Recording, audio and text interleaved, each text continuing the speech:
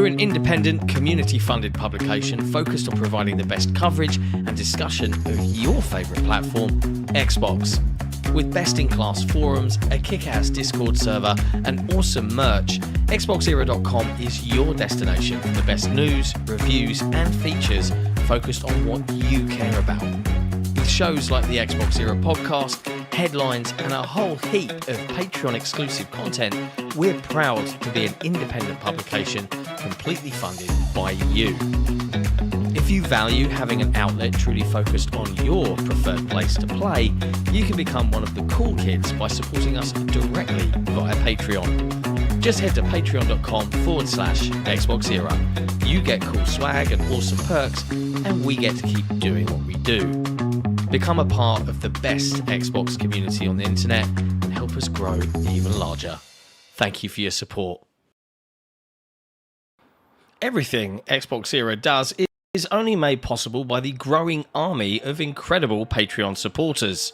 Our MVPs and executive producers are all incredible people, but even more so are our grand benefactors, Croat56, Assassin, and Kevin S.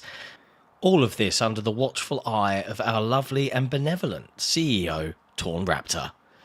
If you want to become part of one of the best communities on the internet, head to patreon.com/XboxEra, where your patronage can help keep us alive for another month.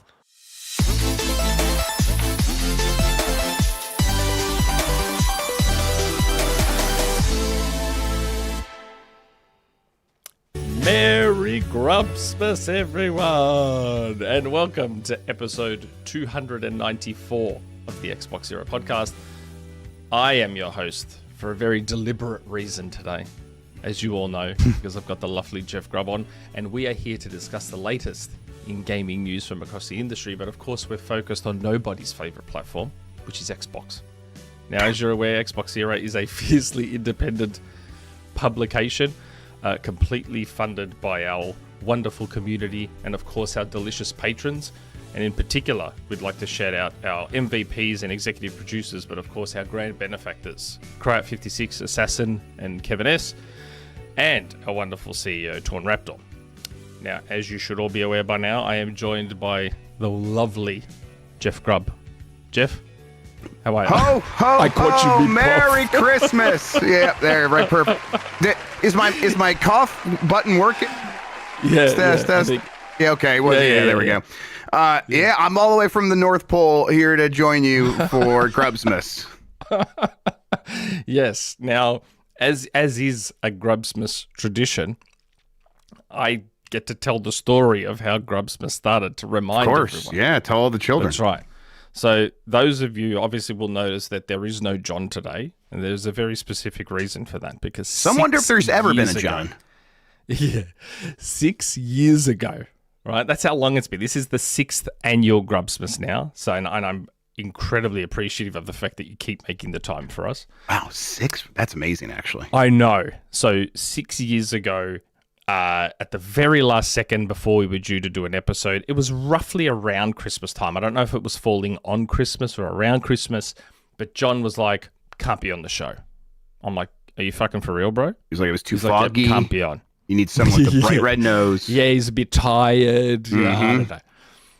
And in desperation, I reached out to Jeff. Now, I did not expect, because Jeff was still, while Jeff's wasn't as big as he is now, he was still quite prominent back then, and we were nobody.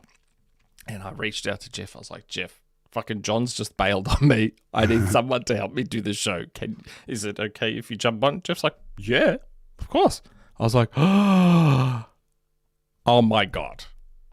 And that is how the first Grubsmas happened. And that is why I'm so persistent. Yes, that is why I'm so persistent in John not being on the show. That's right. He would ruin the magic. That's right. It's not the same. It's just not the same. But how you been, man? I haven't seen you for ages. I know. I've been busy. It's been quite a year. A lot happened. Running your own media outlet. Yeah. I bought a zoo called Giant Bomb. Yeah. It's been good. It's been keeping us on our toes. A lot of like fun challenges of like figuring out what it means to run a media company. But it's been good. It's we have a great community over there. There's like, obviously like a hunger from people to like have something that feels kind of normal and not completely owned by a corporation, but still has that foot in traditional media of like, it's not just a Patreon. It's also like, you know, we're a business and we're gonna treat this as a serious thing. And then and people want a home base on the internet a little bit, and we're trying to provide that. So we just launched the new website and stuff. We had to for many reasons had to rebuild the website, and that's up and running now. Shout out to our big IT guy Chuck, who did all the work on that. It's been incredible to see. So yeah, it's we're very excited to get all set up for 2026 and just kind of keep it going, keep it growing, and again, not getting all like, oh, we have to have that endless growth or something like that. We just want to be Giant Bomb, and it's very, very nice to be like, oh, we get to decide what that is. So yeah, it's good. How about you guys? How are you doing? We're doing okay. Jesse's still here, for those of you wondering. I know Jesse's not on screen, but Jesse is behind the scenes. Hello. I'm doing the voice of God helping. Thing that Nick always wants. I've always loved the voice of God. As a Gen Xer who grew up watching, there's a show in Australia called Hey It's Saturday. And they used to have a comedian who was like their voice of God that used to just pop in with quips and comments and this. I've always loved that voice of God thing. So when Jesse used to do it in the early days, I loved it. And then he was like, I want to be on camera. And I'm like, ugh. No, John was, and John and the audience were like, you should be on camera because it's weird to, well, we still try to do what we can as an audio podcast. Obviously, everything's moving to video more and more. We're always like in the top 5% on Spotify and video podcasts and whatnot, so it's worth it. But yeah, it's been a crazy year. It's funnily enough, it's been my lightest on reviews, but I still did almost 70. Yep. But it's just work. Yeah, going into doing more and more news coverage because YouTube doesn't make any money, but website advertisements. Ooh. Turns out if you get like that's the big cash. You get like 20 grand on an article, it's like a YouTube video that did 400 grand, like just the amount of money you make. So there's been a big focus on that, and we've got, knowing us, we got some big plans for 2026, so it'll be interesting. Woo. This might have been my busiest year for reviews since the early days when me and John had to do all of it. I did a few reviews this year. I know it's like nothing comparatively to everyone else, but I still think I actually did quite a few reviews this year, I think. I might still write a review. We don't do a ton, really any anymore. A couple here or there. And I'm like, I might write one for Baby Steps before the year's over. I like Baby Steps quite a bit. It's time I write a review for it. I haven't played it. It's in PlayStation Plus, isn't it? Like, as in... I think so. I mean, the top one? It's the top tier is only classic games, right? That's you get everything and then you get classic games. So it's probably in the middle tier if it's in any of them. But I don't remember. Classic games and streaming, I think, is the top one. Like what you get, really. Okay. Exactly, yes. If you're in a few countries. I've still only got Essential, so I'm not sure. Yep. I don't even know if I have PlayStation Plus at all right now. Oh, really? Yeah. I don't use the consoles all that much. The PS5 or the Xbox, it's PC and Switch for the most part. Really, it's Steam Deck. I've got all of them in my ROG. I don't know if you know, Jeff, but Xbox Australia was kind enough to send me one of these. There you go. Yeah, see, that's who I should have reached out to and been like, hey, I moved to Adelaide. I don't know. Shit. yeah. I'm actually shocked at how good they've been to me. Xbox Australia's actually been quite good to me, so I can't complain. Good. You're one of the 4 people in Australia who talks about Xbox on the internet, so they have to be. I'm not complaining, man. If they can keep giving me free shit, I'll take it. I'm not going to complain. Now, video games. This is where we discuss which ones we've been playing. Now, I haven't been playing any new games, but I did want to have a discussion with Jeff about a game both of us have played and have very different I hope it's a good one. I watched the Giant Bomb video where all of you were sitting around discussing Metroid Prime 4. Mm-hmm. And I know that Dan likes it. Loves it. 5 out of 5, yeah. Oh, wow. So he really loves it. Okay, he loves it, yeah. I wouldn't go that far. I'd put it behind Metroid Prime 1 I think he was like, it's 5 out of 5, but just like right behind Metroid Prime 1 is where he ended up. Okay. I have it as behind Metroid Prime 1, but above 2 and 3. That's where I put it. Okay. I was not a fan of Echoes at all. I just thought, I don't know who had the idea that when you're in the dark world, you should be always dying, and then you have to switch back to the light world. I know what you mean. I have fond memories of Echoes now, having played it forever ago and not having to play it again. Like, it's easy to have rose-tinted glasses, I think, for that. But you're not wrong. That was frustrating. Yeah. Oh, my God. I had to stop. I had to stop playing it. I'm like, this is not fun. It's not fun constantly. It's like how, it's sort of like, almost like Lost Planet in a way. Remember Lost Planet on 360, where you were constantly losing heat and you had to keep replenishing your heat? Kind of like that. Like, that shit's not fun, man. Far Cry 2, it's you just get malaria, and just sometimes you get malaria flare-ups or whatever. Yeah. Really? Yeah, in Far Cry 2, yeah. Yeah.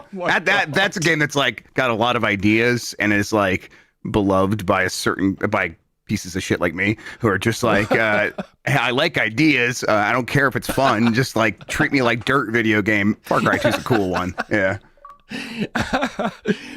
But I saw all the previews for Metroid Prime 4 and everyone was talking about the NPCs and this and that and the other. Yeah. And I started playing it and it was one of those situations. I was talking with Jesse a lot about it. And I'm like, I can kind of see what people are complaining about. I can see it, but I'm still loving this game. Like, it's still, even for all its foils, it's still, to me, a very good Metroid Prime game. Like, the NPC thing was overblown as fuck. Oh, like, I agree with that. I ended up liking the crew. Oh, the funniest part was, and I said this a couple of episodes ago, I'm like, everyone in the previews was like, oh, they're constantly chatting in your ears, this, that, the other. I'm like, no, they're not. They hardly talk to you at all. And then when you do want to talk to them, it always says, sorry, communication not available. Yeah. And you can't talk to them even when you want to. Yep, exactly. So I'm like, it's not that bad. I mean, it's really, I think when they do pop up, it is a replacement for, in Metroid Prime 1, you'd get you've taken 10 minutes looking for something. We're going to blink and give you the question mark and kind of zoom over there. That's right, yes. And all this is that with a small, tiny voice clip attached to it. That's all. Or even, what's her name in Ocarina? Hey. Oh, Navi? Yeah. Hey. Yeah. Yeah, just going, hey, why don't you go do this? Hey. Like, that's why I never understood the issues with it. And even the desert, like, and maybe it's because everyone's perspective was different. I viewed the desert as like Hyrule Field. Oh, it's definitely Hyrule Field. Yeah. That's all it is. It's just like Hyrule Field. If anyone who's played Ocarina, it's not like Hyrule Field is like chock full of like stuff to do. It's mostly an empty forest. And that's just linking all the different hubs or dungeons or whatever. So I don't know. I just found a lot of the. I think for me, it's I do not like this game. I strongly dislike it. It's not a game I hate, and the big part of that is, and I do think for like people like yourself and Dan who really did like it, what's working here is it plays immaculately. It feels incredible to move around, feels incredible to shoot, feels incredible to turn into the morph ball, to get on the motorcycle. That stuff feels good. It looks incredible to do all those things. And then the world itself has just a really, really awesome design. Going into the lava part, I just thought that looked amazing. My issue is just like so I was like, okay, so I could tell it is set up like Ocarina of Time. And then I'm going to go into these, it's a hub and spoke. We're going to go into the spokes. And then on the other end of the spoke is going to be a little Metroid Prime sort of world to explore. And that's not what those, for the most part, they were not that. Here's a save spot right at the beginning of the area. Yeah. And there will be one more right before the boss. And it's not like you're going to be exploring and really looking around. You're going to be kind of going through a linear set of action sequences with some puzzles. And the puzzles are going to be pretty good. To kind of okay. And you're not going to be just doing what you do in a Metroidvania game, which is, okay, let's go. I have an idea now that I have this ability. I'm going to go try to like, I saw a door back there. Let's go solve that door and then see if we can come up with some other things that we can do. And I hope that eventually I find another save spot so I can sort of make that my new home base and kind of continue exploring from that point or whatever. It's like, no, you're just going to go from one thing to another. And it kind of gets worse as you're progressing in terms of it just being linear action game. The underground area near the end is just one sort of fight with the grievers after another. That really dragged me down really, really far in terms of my enjoyment.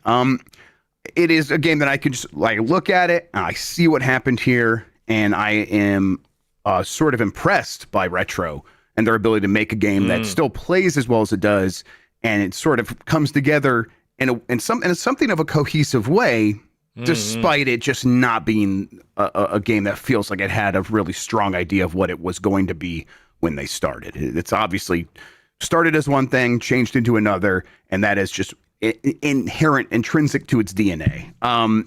It was very, very disappointing for me. Did you beat it? Yeah. Yeah. How long was your save file? I don't remember. I want to say like 12-ish hours, 14 hours. Okay. I did play it wrong then. Because what you described, and which I don't disagree with, because you can tell the way the game is designed, it was designed to be linear, but whether subconsciously or whatever, I still played it like a Metroidvania. So as soon as I found a new ability, rather than finish off the level I was in, I'd go back to a door I remembered a while back. Yeah, so and they do have that, but it's like, here, now you have that, now go to the place over in the first there, in the Thunder Forge or whatever, a Lightning Forge area, and it's like, yeah, it'll take you there eventually, and it's like... Oh, no, you're right. What you said is correct. I'm saying I played it wrong. So I made the game take way longer... Oh, sure. Because I played it in the way it wasn't designed to be played, trying to force myself to play it like... Or not force myself, I just played it that way. Like a Metroid Prime, like a Metroidvania. So I did find moments where I was like, man, I'm doing so much long trekking and then going back again, but that's because I was playing it the wrong way. So I'd find the new ability in, say, Vault Forge, and then instead of completing that line that I should have, I'd be like, okay, I got that ability. I'm now going to go back to Ice Belt or whatever it is and go to that other thing. And then I'd go over to the fire thing. Like, I was doing it the wrong way, I guess unintentionally, which my save file is like 19 hours. Yeah. And that's, had you not done it that way, they would have sort of just been like nudging you in those directions and kind of made it like a little bit more streamlined. You would have ended up doing all that stuff anyhow, for sure. Yeah. Interesting. Like I said, I was fascinated at how much you disliked I hope they get a chance to do it again. Sounds like they might, as long as this is not some disaster, which I don't think it's going to be in terms of sales. What is a disaster for Metroid? I mean, if it sells between 2 and 3 million, I hope they understand that that's a success for this game and this franchise. And then given the context. Yes, and that means they can try again, because they clearly have the sort of the pipeline set up to make these games now, and they've worked with all of they talked about this in that interview that happened recently, Tanabe and all the people at Retro. They have all the subcontractors set up to produce all the art assets and stuff like that. They have those relationships now. You might as well take all that work and immediately apply it to a new game that you can get done in something like 4 years instead of 50.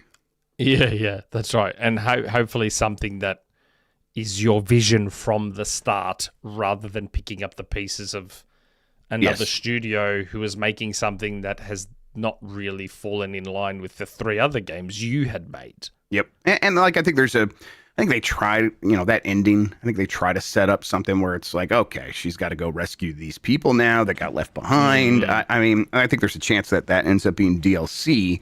But, really?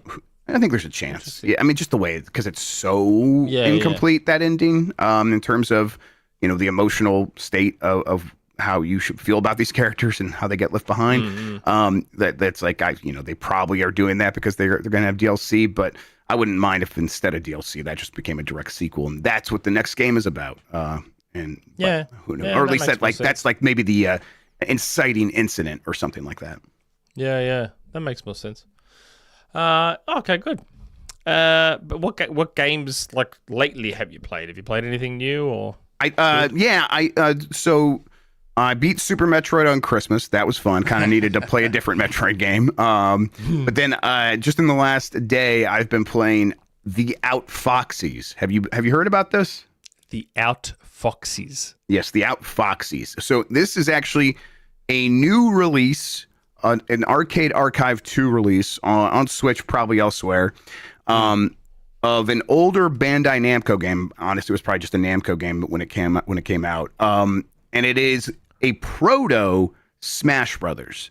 It's like Smash Brothers before Smash Brothers. So it's an arena, a sort of a platform fighter, 2D platform fighter. I'm looking it up now. From 95. Yes, and it is awesome. It is so much fun. So there's like, it's kind of set up like I don't know, like a James Bondish, but like one of the characters is like an orangutan Dweeb. in a tuxedo. Dweeb, yes, Dweeb. That's who I was playing as. And you go like each stage, you just fight against one of the other characters, and the stages are these massive platform arenas where like they can evolve as you're playing. Like you can shoot the glasses. There's like items to pick up, and all the items are like guns, grenade, flamethrowers, and stuff like that. And it's a lot of fun to use those and pick those up. And then otherwise, you could just punch your opponent.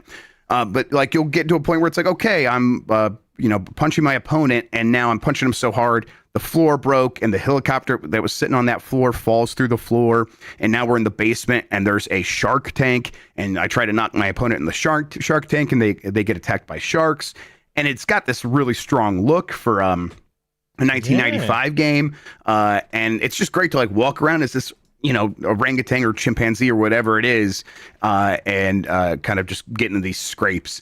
It's surprisingly well done and really, really holds up. I've not played it multiplayer yet. I've just been playing against the CPU, but I'm having a really good time.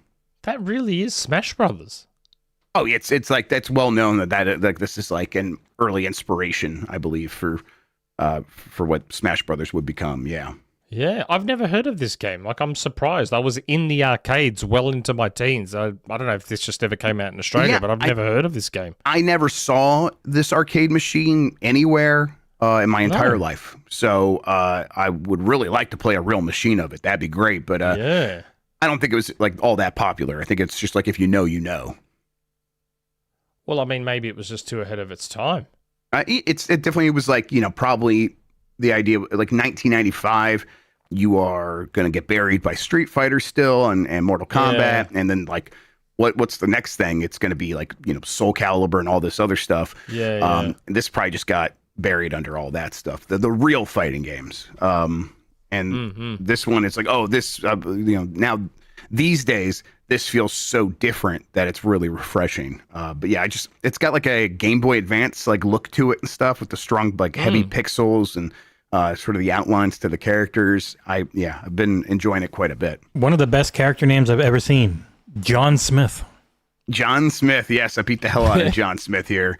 I don't know. Yeah, it kind of looks a lot like the Game Boy Advance and DS Castlevania games, but as a platform fighter. Wow, that looks cool as. Yeah, I really enjoyed it. Have you played anything else? Not much. It's kind of poking around with like the analog 3D and stuff like that. And you got one? Yeah. I had one on pre-order from like the second they announced it, and been kind of poking around with that thing. We did a quick look of it on Giant Bomb, but I've been continuing to use it, and it's a lot of fun. They did a really good job on it. I think it's still probably the best way to play N64 games for the most part. There's always caveats to that, but in terms of turning on the overclocking thing that they have in here, like the unlocked mode, that's been really fun to mess around with. And some of these games feel like, oh my God, this is a N64 Pro, and I'm getting more out of these games than I've ever really had before.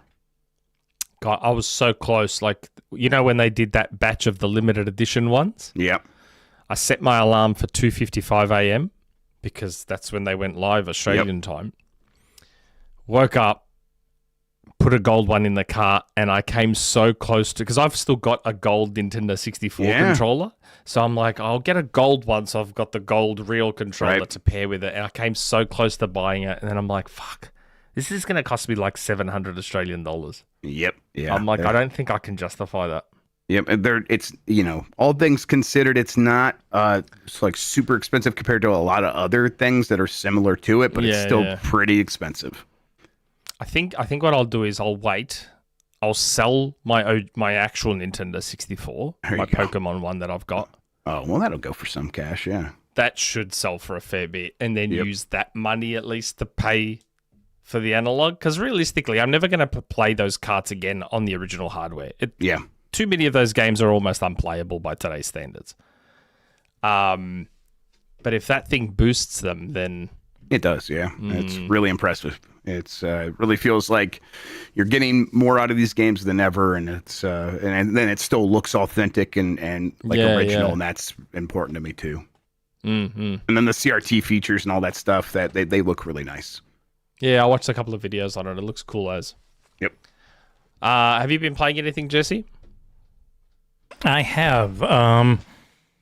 Mainly, I was playing a butt ton of Returnal on stream.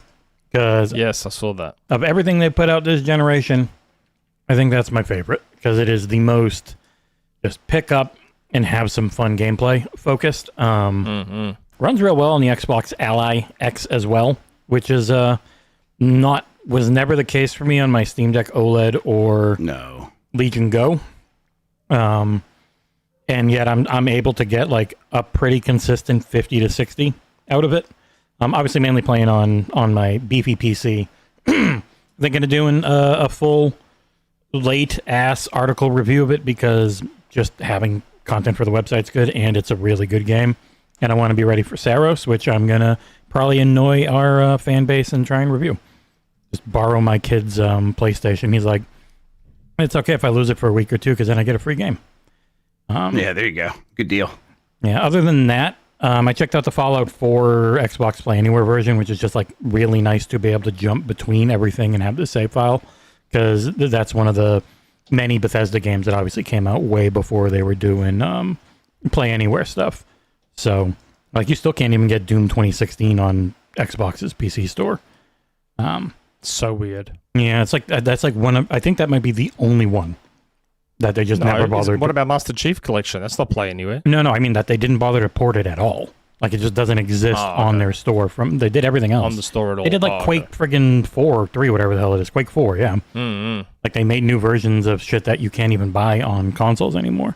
Outside of that, I wrote a review for the new Halo book, which is a bridge between Halo Infinite and the next story, and it's a really good one because it's written by Kelly Gay, who I've talked about a lot on here because she did the impossible, and she bridged the story gap between Halo 4, Halo 5, and Halo Infinite, bringing back the Didact, bringing back the Warden Eternal, and somehow matching all of it together and having my favorite Halo. There's 33 Halo books now, and that is my favorite one, Halo Epitaph. So the review for the new one, Edge of Dawn, is up. I don't know, like Windows Central called it the sequel to Infinite, but it's a small story that bridges like a week after Halo Infinite, and it does a really good job of setting up where they're going to go. And outside of that, no, because Stranger Things had to put all their new episodes out right on Christmas, so I didn't get to do my normal happy Halo days. Either you guys watched the new season of Fallout? Yes, I have all of it except for the last 2 episodes, but I'm doing it weekly because they're like, oh, you can do a season review, but we won't give you the finale, the last 2 episodes. I was like, I'm going to wait. I'm going to watch all these. I watch them on Tuesday, write the review for Wednesday morning. Okay, how are you guys finding it so far? Really good. Like okay, good. Immediate good pickup. The first episode was great. Second episode, still more like setup because in episode 2 you go see someone you hadn't seen at all in episode 1. But yeah, my God, is that show in love with New Vegas? Like every single second. Oh no, every single second of that is like New Vegas references in the best ways. So I'm really enjoying it so far. Cool. Interesting. I just Are got, you got a code are for you Big watching Hops. That's I wish we watched a bunch of Christmas movies. That's what we did. Yeah, and okay.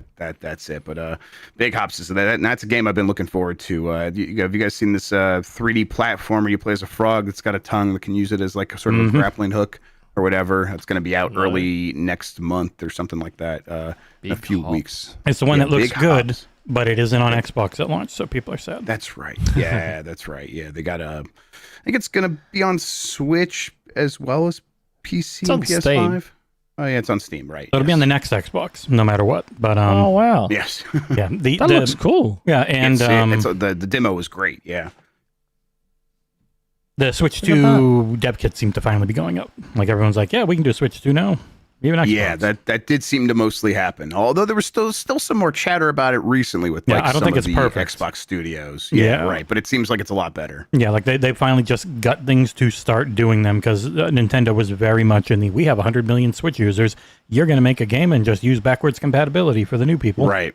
Yeah. It was like the Call of Duty story, right? The Call of Duty it was coming to just- Switch. Just yeah. said they have it now. Yep. Okay. Oh my god, I'm watching Big Hops. It's like Donkey Kong Bonanza. It's again, that demo ruled. It's Froggy Kong. I mean, it feels great. So worth checking out. Big Hops. Yeah, it looks, and I love the visual style of it. It looks great. Yeah, I think the developer he's got like a prestige. Like he comes from like development teams that have worked on like real games before, and kind of went off and did this on his own. Pretty good stuff. Yeah, that looks unreal. Every time I've got you on, like I discover some new game. Like I remember I only discovered Suika game because of you. Yeah. Yep. I was And just then, playing. like- I was playing Suika game over the holidays. Yeah, Addie asked me to get it out. My 6-year-old, and we were playing that again. She called, and now she's like learning to read, and she thinks it's funny to call it Game Suck. She calls it Game Suck because Game suck. She sees the SUK. She's like, yeah. Yeah. No, because then my family got hooked on Suika games. So we got it on Switch, and then they got it on iOS, and they're playing it on iOS. And so, yeah, every time you jump on for Grubbsmas, I end up discovering some new game. So now I want to play that the platform, that platform fighter you were talking about. Oh, I see. Big Hops had 60,000 goal on Kickstarter for PS5 and Xbox Really? ports, but only got to 54K. Oh, that's a shame. Yeah. Okay. All right. So I think that's everything we've been playing. Now, luckily, although now there's more in there, but I was going to say luckily for Jeff, there wasn't a ton of news.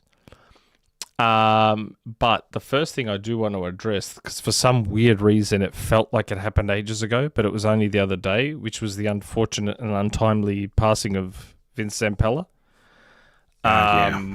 Which, Jesus Christ, I could not.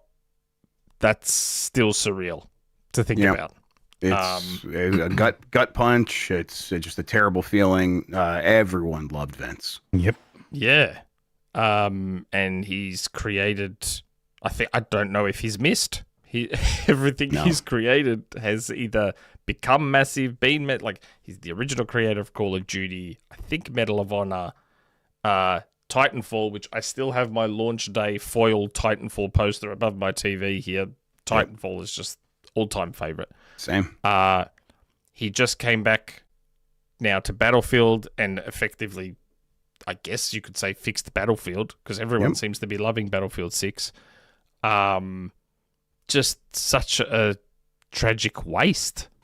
It's terrible. Yeah, he was he was the kind of guy that's like, okay, I would love to have seen him in charge of EA one day. Like that would be like, imagine that world where it's like, instead of money people and financial people and business people, put someone who knows what they're doing in charge again, at least give him a couple years. And it really felt like we were on that path.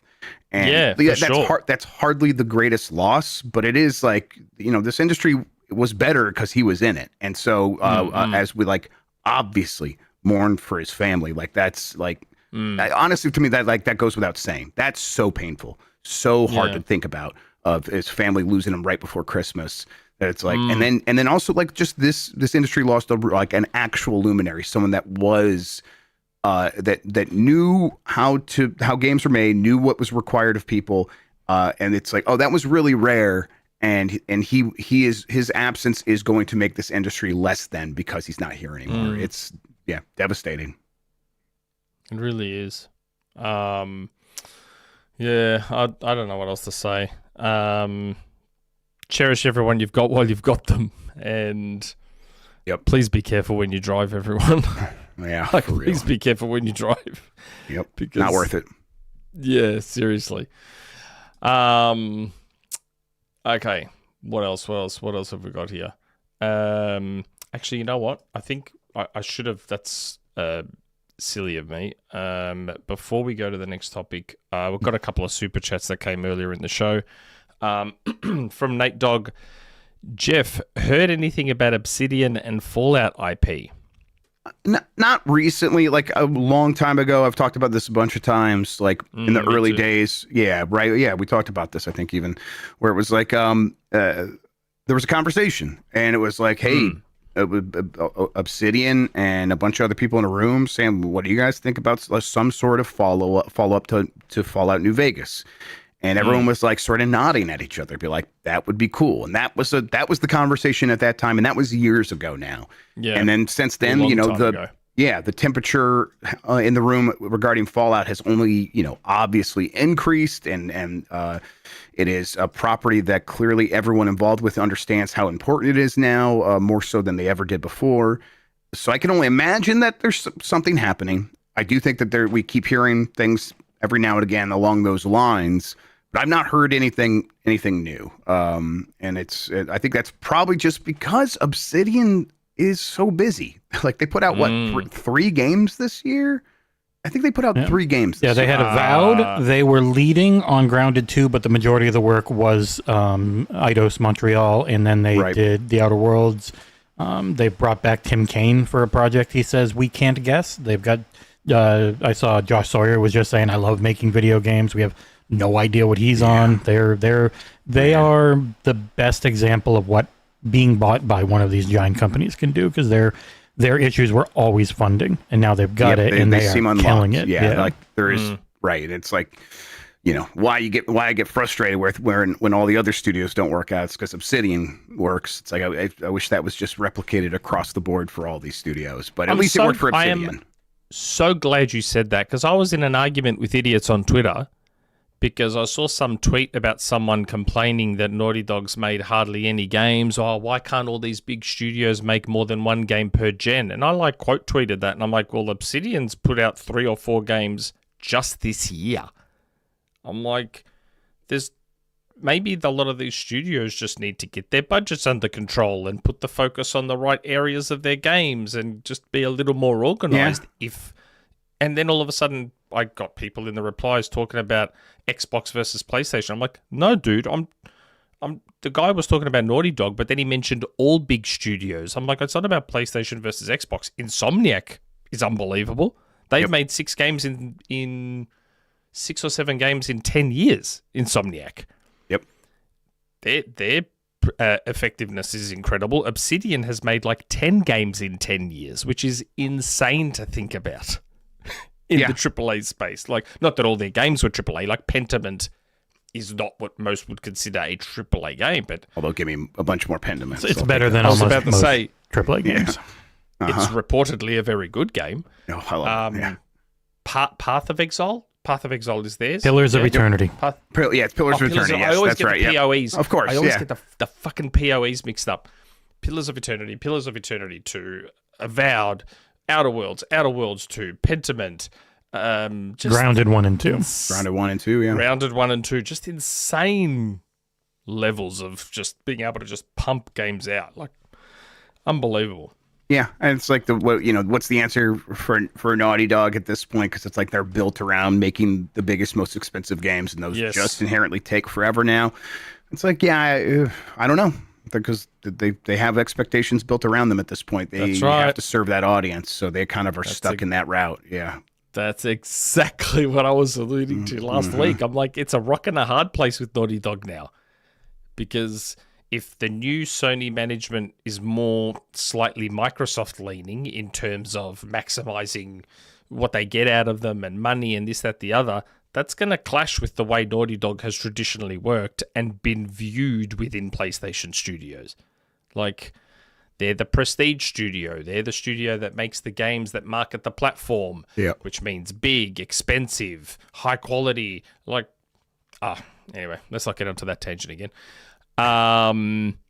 Another super chat from mmachine88. I'll put aside that Jeff said Merry Christmas before Happy Grubsmas. Anyways, nobody's perfect. Anyways, is Jeff growing his beautiful locks of hair back? Asking for XboxEra. Yeah, I'm trying to. It's last couple of years, we would go to like Dan's house and do Extra Life and raise money for the kids, and I would end up getting my haircut as we would reach certain goals. And then this year, I had the smart idea of why don't we ask the community if that's what they want, and we had a poll. And the poll's like, no, don't cut his hair. We don't want this. We'll give you more money if you don't. And it's like, oh, thank God.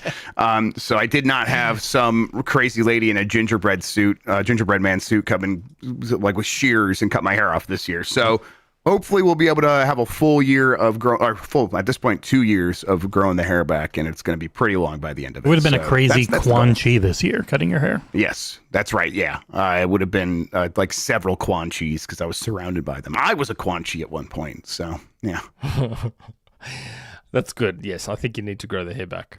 I'm happy to. Yeah, looking forward to it.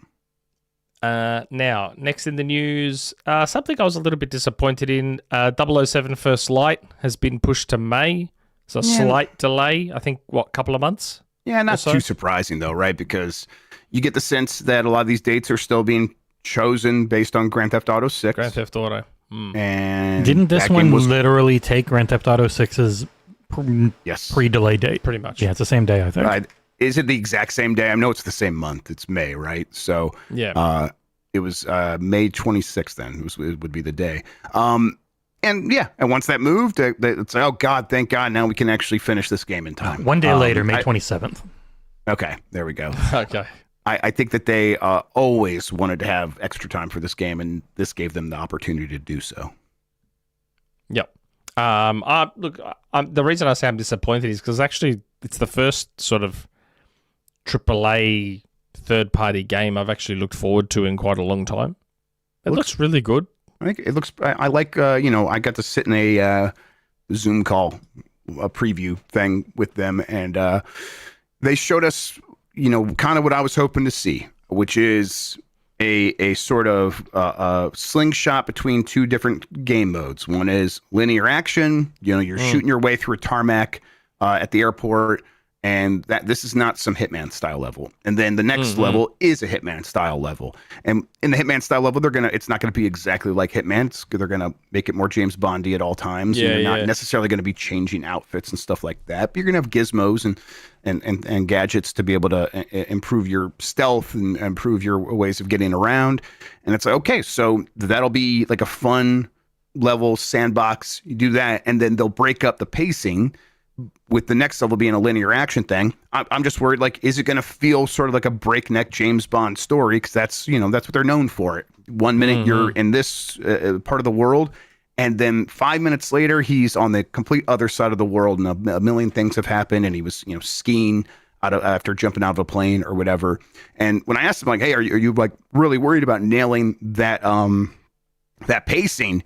They kind of just looked at each other like, you could tell that's what they talk about constantly. Like, they just want it to feel like a James Bond sort of, anything can happen, and it's going to be, and you never know what's going to happen next, and he's going to get whisked away. And it's like, yeah, as long as they sort of get that right, I have a lot of faith in this game being very cool. And at the very least, I think it's going to be a strong foundation where it's like the next one, even if this one's like a soft 8 out of 10 or something like that, or a high 7, I get the sense that like they know they can build on it and make the next one even better, which is I would be completely fine with.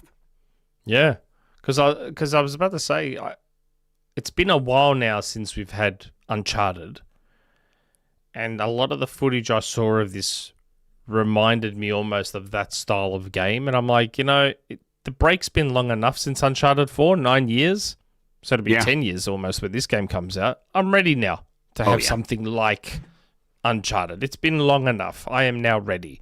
So it's funny that you said about this building on for something better, because I always called the first Uncharted game a flawed masterpiece. Like, they had a lot of problems, Uncharted, but there was something about it that I absolutely loved. And then, of course, Naughty Dog kept building and building on that. Yeah, that's exactly what happened. Yeah, so if this can turn out something like that, I reckon that'd be good. It looks super cool to me, and I'm very, very much looking forward to it. I'm hopeful. Now, Jesse, what is this next thing, this Activision Blizzard thing? I found it funny because it was Activision Blizzard's like media site. And I clicked on it, and I'm like, isn't this just Activision's site trying to talk about? Yeah, it's them they're trying to, so if I remember correctly, they're pretty much saying that we are set up the best for where gaming is going in the future to like advertisers and stuff. And I just thought that would be funny because that would annoy a lot of people who are into gaming, who don't like where gaming is going. Yeah, that's what we want to hear is like things are going to keep going in the direction that Activision Blizzard thinks things should be going. and the one group of people that needs to hear that and get excited about that, advertisers. Let me stand up and yell, McDonald's! Finally! Yeah, the direct line is why Microsoft's gaming ecosystem leads the market going into 2026. Which a lot of people will take, well, they don't sell as many consoles, but it's entirely about how big all of everything they own is when you're looking to make some money. Yeah, I mean, like, they're not wrong. Their platforms are Call of Duty and Minecraft and whatever the fuck else, King. Candy Crush. Stuff is, yes, Candy Crush. And it's that stuff is huge, and it is well set up for the future. But yeah, it's not. I mean, I'm gonna go back to my analog 3D. Thank you very much. The line was, the future is not just interactive. It is immersive, cross-platform, and player first. It is built on attention, powered by creativity, and proven by outcomes. I found it funny. Look, don't get me wrong. There is some truth to what they're saying. It's business truth, which is just always very funny to laugh at, the way it's written. Yes, it is business truth. And they're trying to phrase it in a cool, trendy way that's not coming off. Like that word attention, man, I don't like that word attention being used that way. Right, because it's like, it does not behoove these companies to think that they're competing, even if they are. Doesn't behoove them to think that they're competing with TikTok, because then they have to like build these things that are contraptions to win our attention. Yes, it's like, man, I just want to spend money on an experience. I just want an experience. Like, games are not something I want to like lose my life to. It's something I want to experience and move on to the next thing. And when I read something like this, I get the sense that that's not what they're interested in making. And it's okay, we are speaking different languages. Our idea of what the future of gaming is different. And it's like, okay, well, that's fine. You go make your money, but don't be surprised when you lose my attention. And I get that also doesn't mean shit. Like, I'm one person, and even if you could bring my cohort of the people that play games the way I do, maybe we're smaller, maybe we don't spend as much money as the mass audience that just wants their slop. But I'm not gonna like get on board with what everyone else wants. I'm gonna keep playing the stuff I want, and there's plenty of that being made now by indie developers and things like that. And that is a saving grace. ID at Xbox inside of this massive company is full of people who feel that way, and as long as they're allowed to keep doing their $1 billion of investment into Game Pass deals and stuff to try and keep getting stuff made, I think that is the hope for that division, essentially. Or you could be like me and be the problem and buy Kim Kardashian skins in Fortnite. We got to do what we got to do. Yeah. Oh, man. There's a comment in chat you want to read right now. Christmas. Huh? Jogo. You should read that comment in chat. I believe we know this person. Jojo, wife is pregnant. Should I name my son or daughter Grubb or Grubbina? Obviously, yes. Do it. Make it happen. I want to see the birth certificate. Yeah, the birth certificate, yep. You let me know when that happens. Out the surname. Yeah.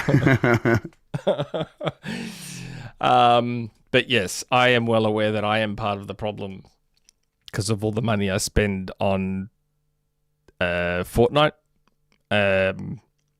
And I now as we've discussed on this show many times, I now know that apparently I represent the majority because Game Pass has been changed to suit me and me specifically. Yeah, that Fortnite Cruise in there. Yeah, it's in there now, yeah. Which also includes the Rocket League Battle Pass as well. So it's literally that's 90% of Nick's gaming time is Fortnite and mostly Rocket League. Yep. Game Pass is just for me now. Almost exclusively for me. And I know that pisses a lot of people off, but I'm making out like a bandit out of it. It's amazing. So we're not going to. We kind of did this. Yeah, I can see why you crossed it out, Jesse. Because we did the we were talking about Metroid Prime 4. Yeah. What else? We talked about Expedition 33 last week. Although this was, I thought, more the. Did we talk about it? Maybe we did. No, we did. We talked about it last week, but it's funny because Jeff earlier made that joke about the McDonald's thing, standing up and saying McDonald's, and I'm like, isn't it ironic that the McDonald's patent and now the new AI patent what was that AI patent? That PlayStation's done both of those patents. They'll probably never put them into practice. But that patent for, hey, stand up and say McDonald's to get rid of the ad, and then this new AI patent that they've done, I just find it interesting that Microsoft are the weirdos that are all like AI everywhere and put Copilot fucking here and put Copilot in the Xbox and blah, blah, blah, blah, blah.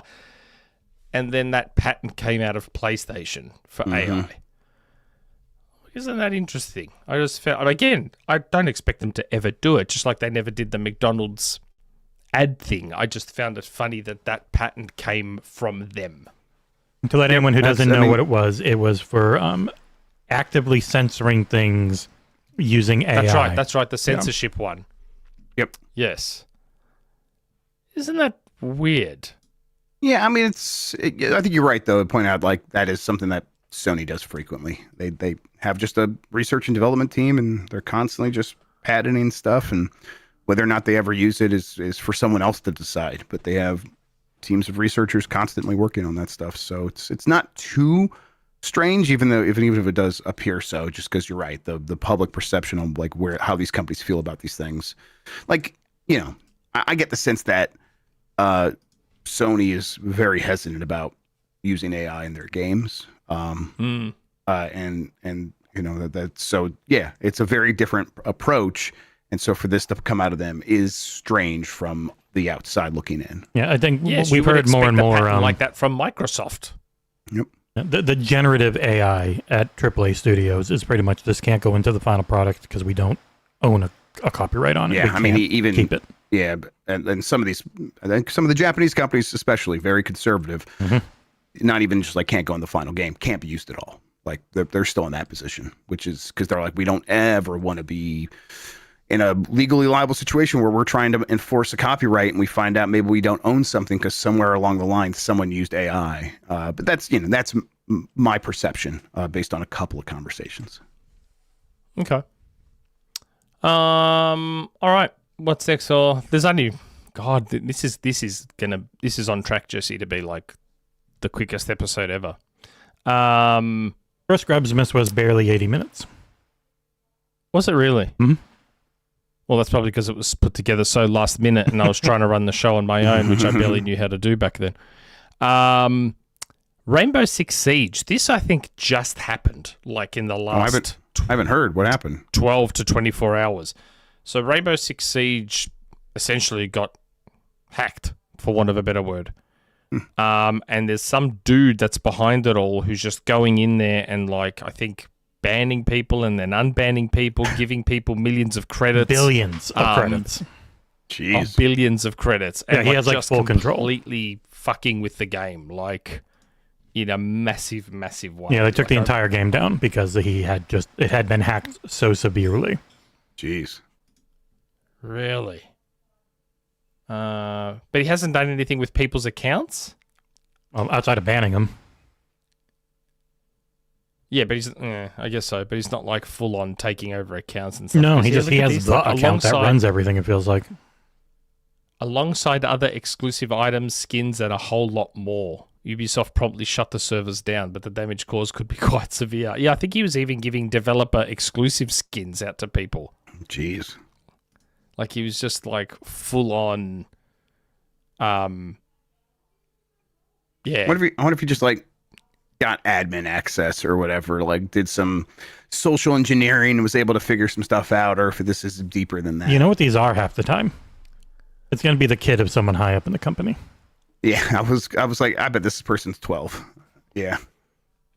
Like, someone's just sent me screenshots of some of the messages he's been posting in-game to people.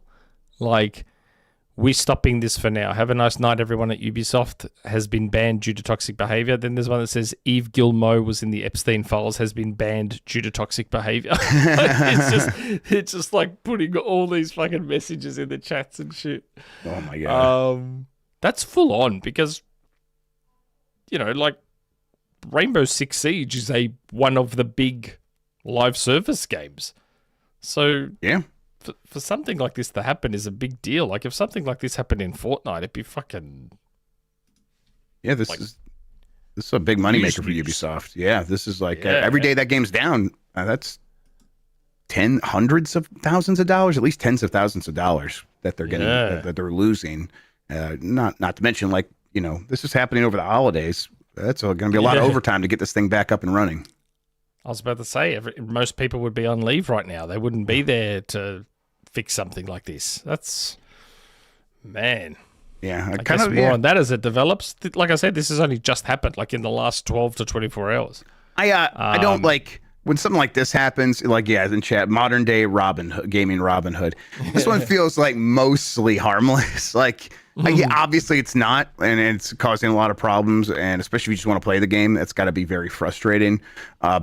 But like, unless we hear about like credit card information or whatever and anything else, it just sounds like a trolling on a really high level. And I don't know, that's kind of interesting to me. Yeah, well, that's why I asked about accounts. I'm like, have accounts been like compromised or whatever? Right, personal, identifying information, is that stuff getting out there? I mean, at the very least, that stuff is now vulnerable, probably, and Ubisoft will have to speak to that. But you know, so far it just sounds like someone having fun.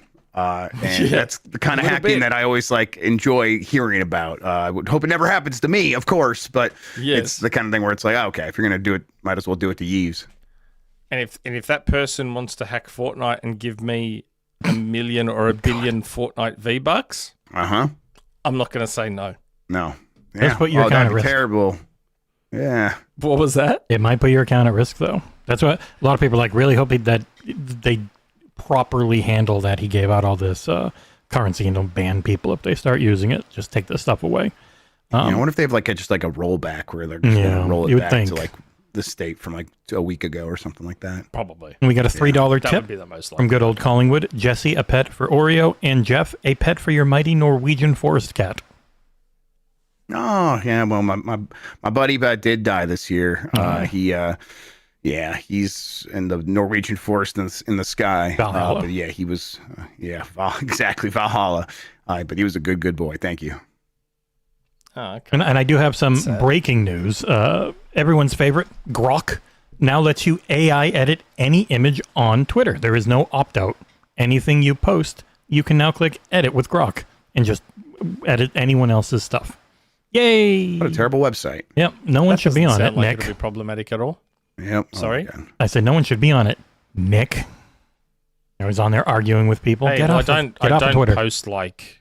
I'm not silly enough to post like photos of my kids and stuff like that on there, which I've seen some people do, and I'm like, bro, don't do that. Don't post photos of your family and shit online. That's don't give that to him. That's asking for trouble. Yep. Believe it or not, that is all the news that we have. Now, before I forget, because we're not great at promoting ourselves, don't forget to like the stream if you're enjoying Jeff and I. If you're enjoying Grubbsmas, the 6th annual. Now, Jeff won't be aware of this, but just reminding everyone who's watching, don't forget about being Boozled. I'm sure Jeff would thoroughly enjoy watching me eat one of these beans in Please, the hopes... Bean Boozle them. Yes, in the Can I hopes say that? It it's sounds hateful. No, burnt you can't. rubber, Because they got to pay us. barf, liver and onions, wet dog. One of them is wet dog fun. flavor. Jesus Christ. So we had these beans. So like, what happens is, I don't know if you know this, Jeff, but these beans have two possible flavors: one good, one bad. Okay. So it's a bit of a chook lotto. You don't know what you're getting. So if our fans, patrons, I think, what's the tip, Jesse? Is it It's $50? $50 because they suck.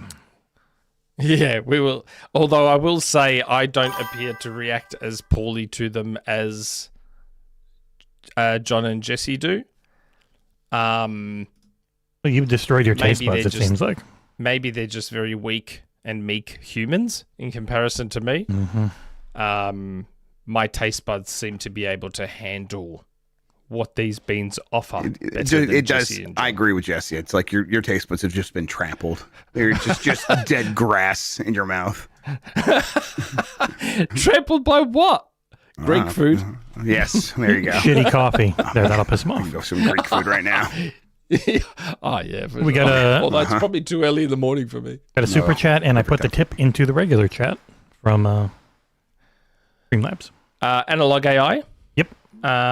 Norwegian forest cats are beautiful and awesome. Yes, they are.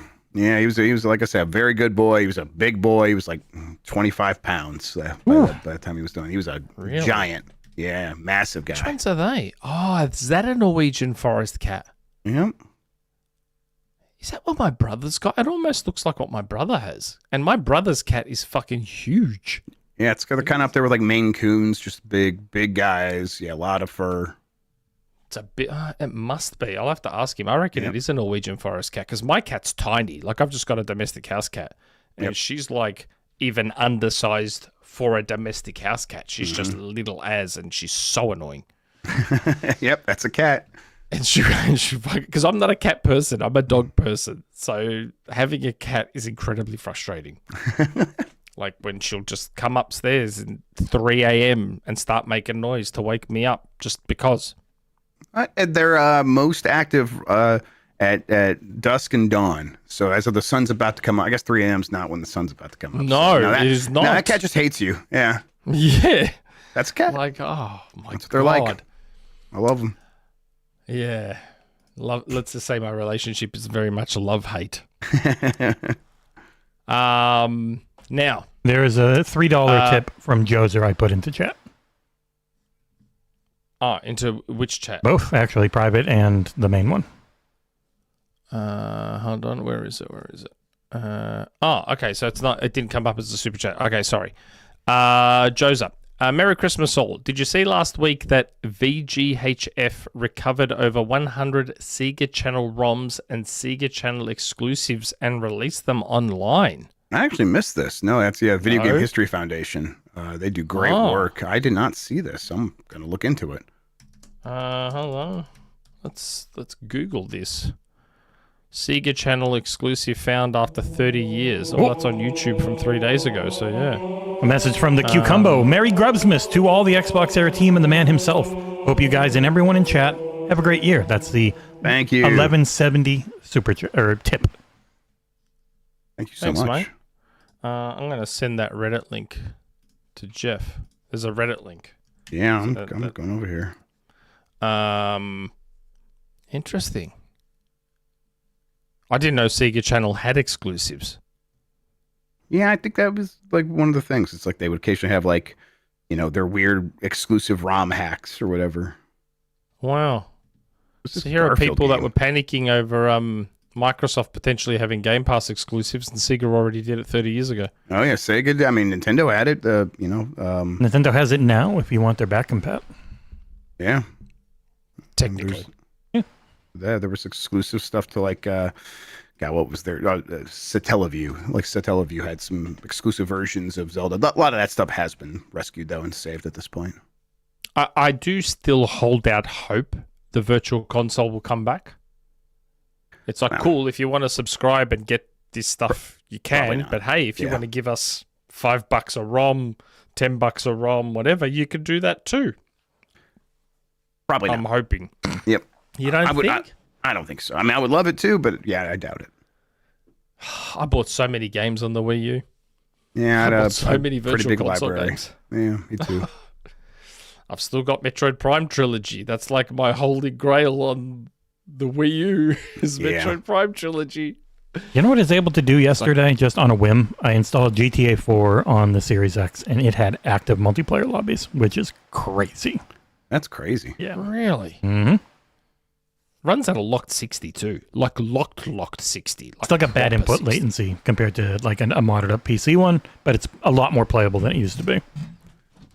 And this is Here's a crazy. copy. That Garfield, Caught in the Act, The Lost Levels, and The Flintstones, which were 2 games that were previously believed to be permanently lost and unrecoverable. Wow. That's very cool. That's awesome. Shit like that is awesome.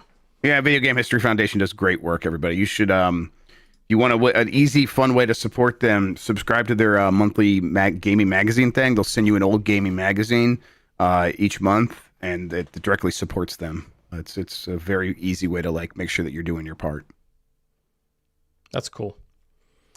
Jesse, are we going to the recently introduced replacement for the game show? We've only got 2 this week. I don't know that it's enough for it. I figured we're just going to go to what everyone really wants. Okay.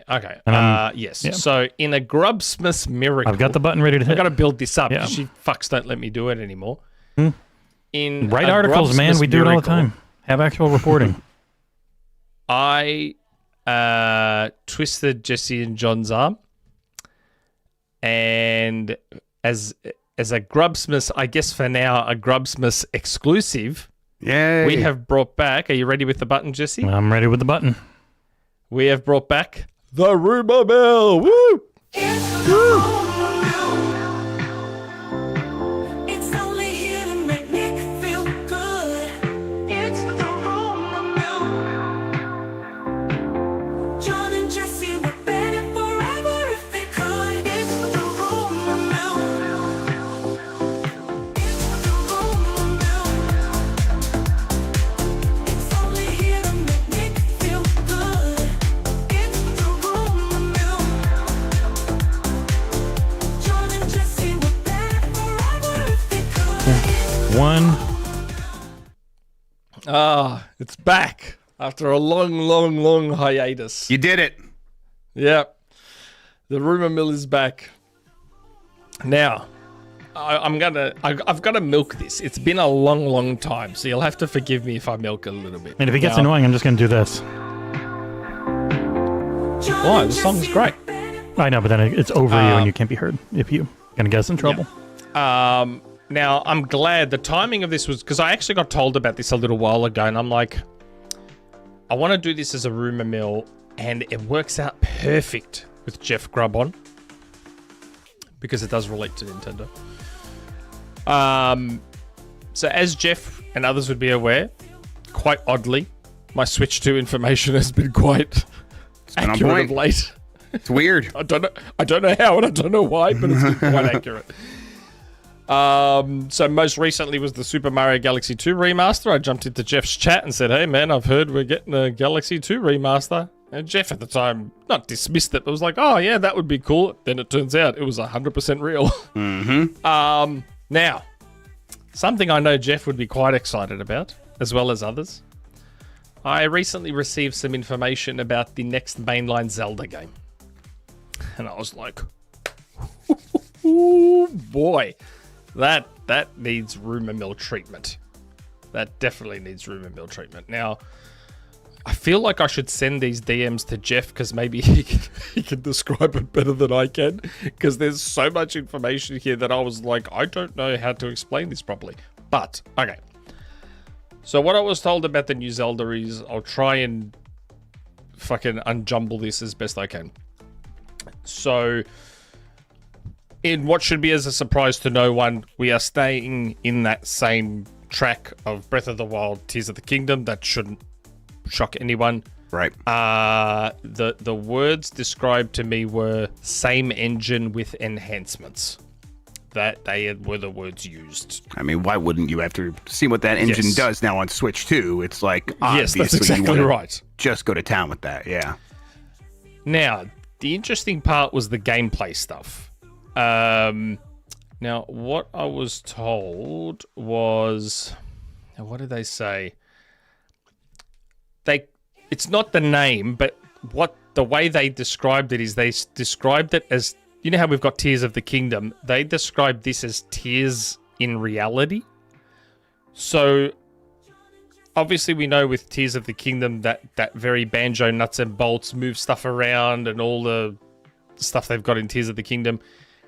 In this new game, a lot of the puzzle solving and stuff is all sort of cross-dimensional in nature, if that makes sense. So he gave me a couple of examples of how this would probably be executed.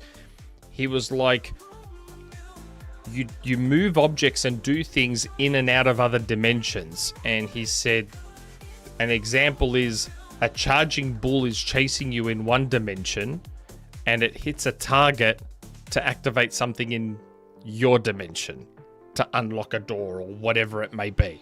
Okay. So you're doing this cross-dimensional puzzle solving stuff. Dark World, yeah. I mean that's a Kind Zelda of thing, yeah. And then another example he gave me, moving water, liquids across the dimensions to fill containers or to make things float to the surface. Like there's a room with a chain and ball on it.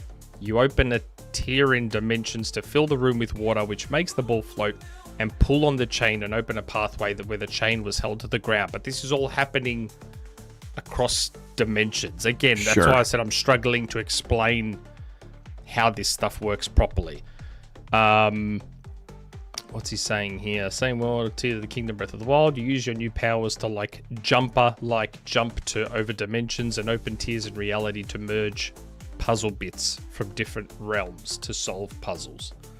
So it seems like with each new Zelda, they're doing more and more wacky stuff with all these powers, I guess. Because I remember in Tears of the Kingdom, you've got those what are those things? Oh my god, my brain's gone blank on the names of them. All those relics, like Ultra Hand and use. stuff. Yeah. Yeah, all the relics that you use, Right. like the flame thing, and the rockets, and the whatever.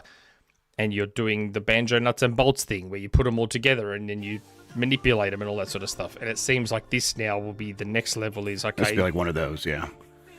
cross-dimensional type puzzle solving and stuff within Zelda. That's what's going on with it at the moment. But I assume this game is years away still. Yeah, it probably is. Yeah, I mean, yeah, years away. Like 2 to 3, 4 years, all of that seems likely, yeah. I don't think it's like 5, 6, 7 years away, but maybe that's hopium. Yeah, to me, okay, so this sounds right of like, hey, they are going to keep making the kinds of Zelda games they've been making, and now, like they did between Breath of the Wild and Tears of the Kingdom, those like 4 core powers you have, they'll give you a new set of those. Maybe they'll bring back some other ones or whatever. Maybe I hope Ascend is just there. Like that's one where like always give me Ascend for the rest of my life. That's such a good power. Yeah. It makes life so much easier.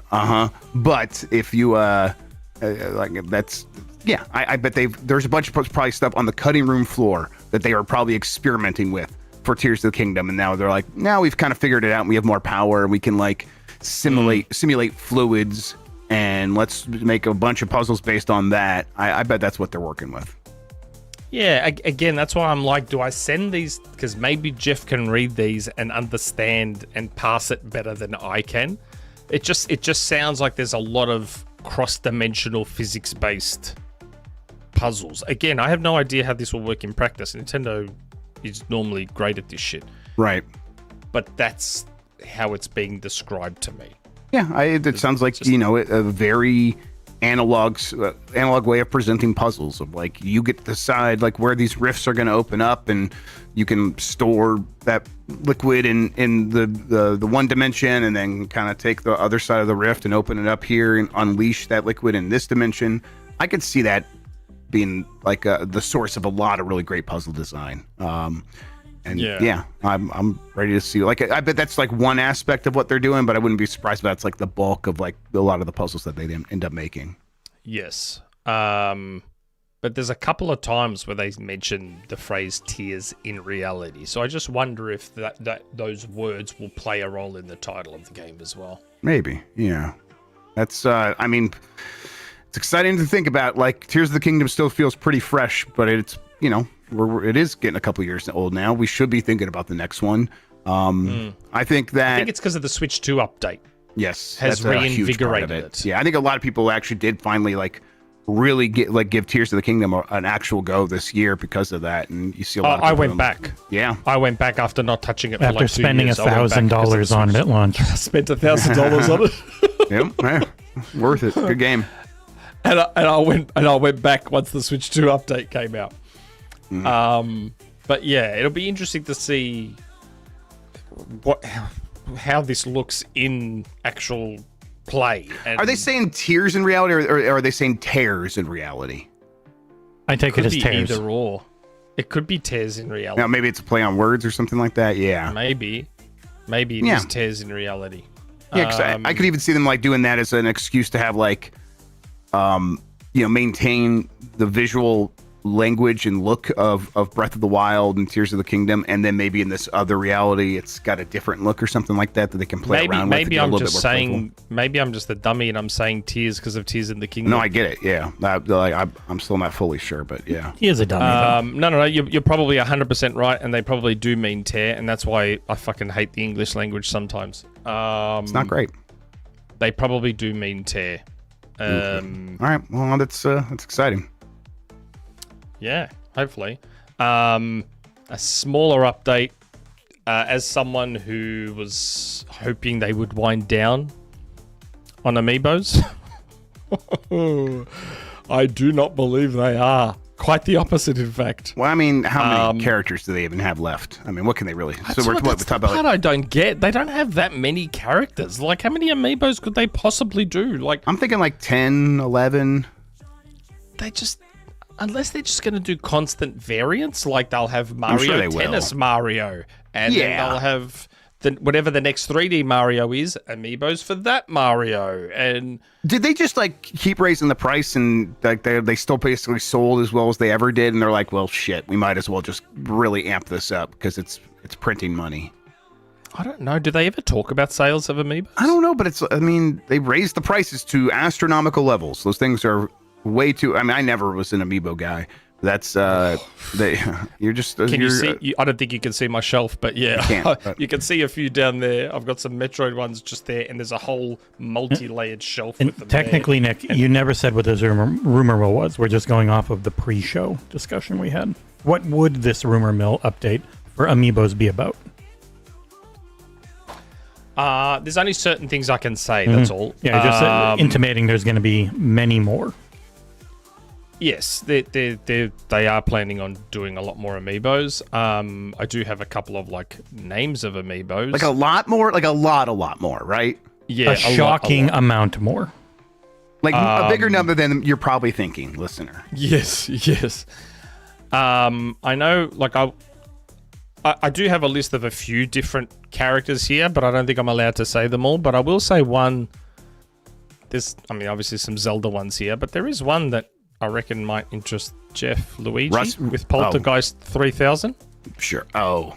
Yeah, okay. That Luigi's Mansion 4 has got to be happening in the next year or two. A Luigi with a vacuum would be a cool fucking amiibo. That'd be a good one, yes. That feels like they will time that up with Luigi's Mansion 4, that studio should be ready to do that here any minute now.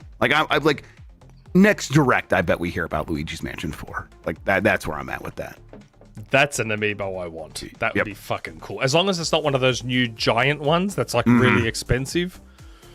And the Kirby ones, the Kirby Air Riders ones are so expensive. Well, yeah, because they come with the machines, right? That's what they swap out. Yeah. You swap out the cars, and man, I have not bought those because that's just... Right, they find excuses to keep jacking up the price and little gimmicks they can do, and it's this is crazy. That's a bridge too far for me. Right.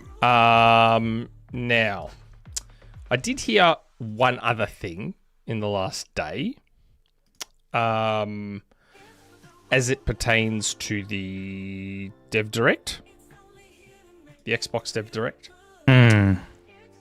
Now this isn't something that's like, it's not like super. It's not one of those things where someone came to me and said, "Yes, this is what's happening at the January Direct."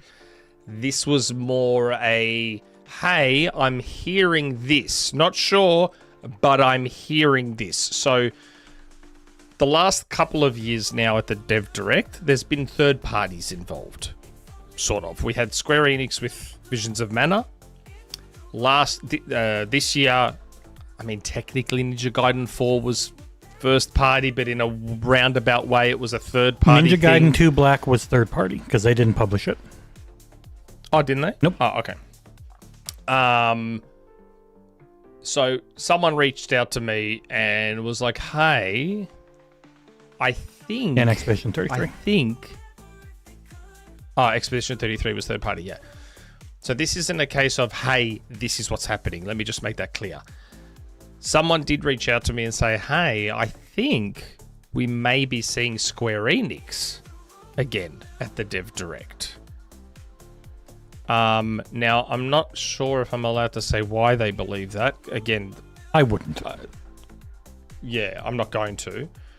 But yes, a person has reached out to me because they are of the belief that Square Enix will show up. They have a tenuous thing tying their reasoning together. It's not a, "I've heard this is happening." It's a, "I know this thing is happening," and I think that might mean that they're at the show. Yes, that's right. And that's why I'm trying to word what I'm saying. Gaming Leaks and Let's say, Rumors "Hey." subreddit's going to get it wrong. It doesn't matter. It's going to be XboxEra reports. They're definitely there. Which is why we killed the rumor mill. Yeah, I know, but that's not what I say. I'm not saying Doesn't Square matter. Enix is going to be there. I've tried to make that as clear as possible, that someone reached out to me to say, "Hey, I believe Square Enix might be who's there." Yeah, I can believe it. Yeah. They've been on a lot of them at this point, right? Yes. They're starting to really mend that relationship.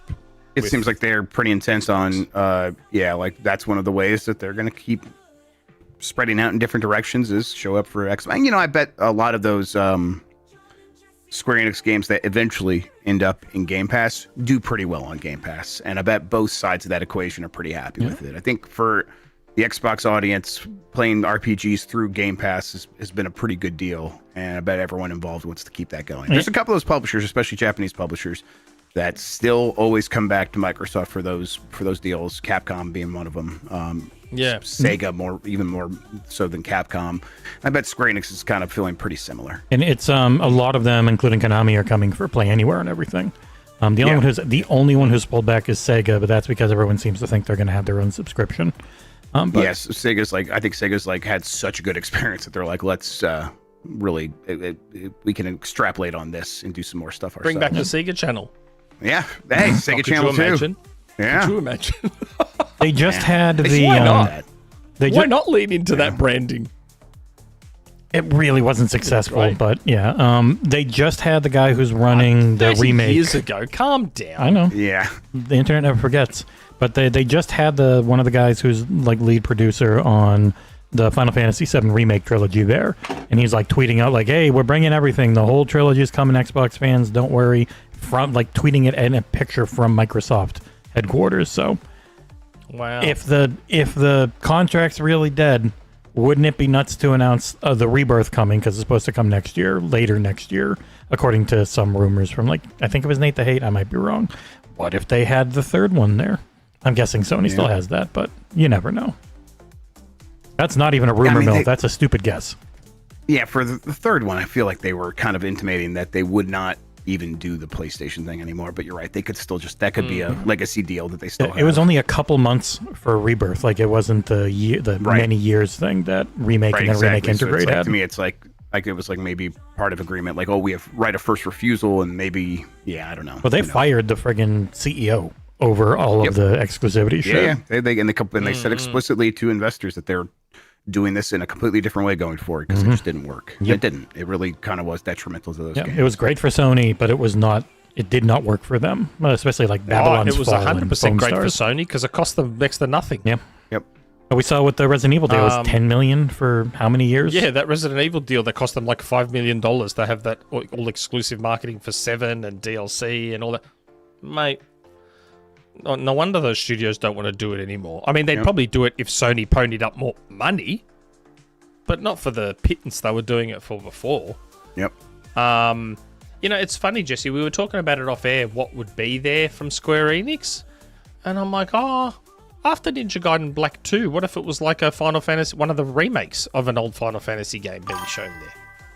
That would make there was always the rumor about 9, but then if you're redoing it, it's so big to actually remake any of them because those games are very long compared to a lot of other games you try and remake. So I don't know. Sounds like 9 kind of might have got caught up in the transition of the new leadership and the new direction going forward. Sounds like it got put on the shelf.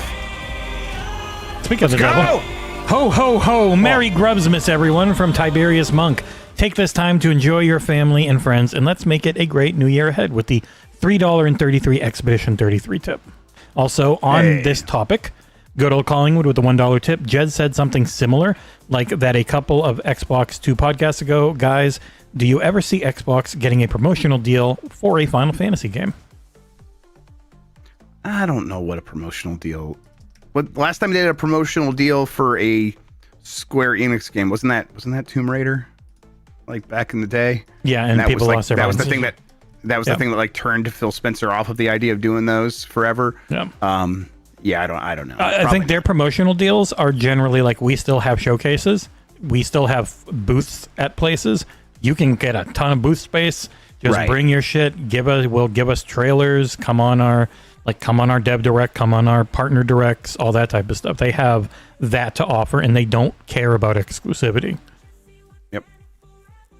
Okay. Is that the rumor mill? That's it. But again, remember, I tried to make it clear. They didn't say to me, "Hey, Square Enix is going to be at the January Direct." This was sort of, "Hey, I have a sneaking suspicion Square's going to be there based on this ABC, thing they saw."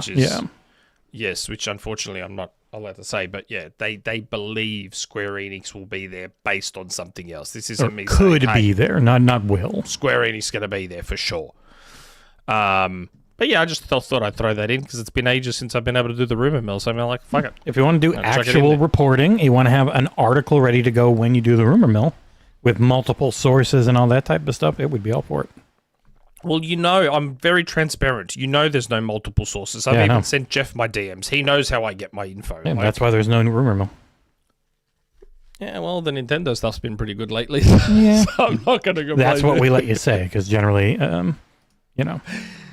Well, the Zelda thing was the main thing. They actually told me to do it like weeks back, and I'm like, no, hold on to it for Grubsmas. I've got Jeff on. He'll want to hear about the new Zelda. I'm excited. Man, yeah, new Zelda. That'll be. God. I just can't believe how I feel so dumb calling them Tears of Reality or whatever, because I have Tears of the Kingdom in my head, not realizing that he's talking about tears in reality. Because Tears of the Kingdom in the brain. I get it. Yeah. What an idiot. Anyway. So yes, that's the rumor mill, which means it's now time to, especially now with John not here, it's like the perfect opportunity.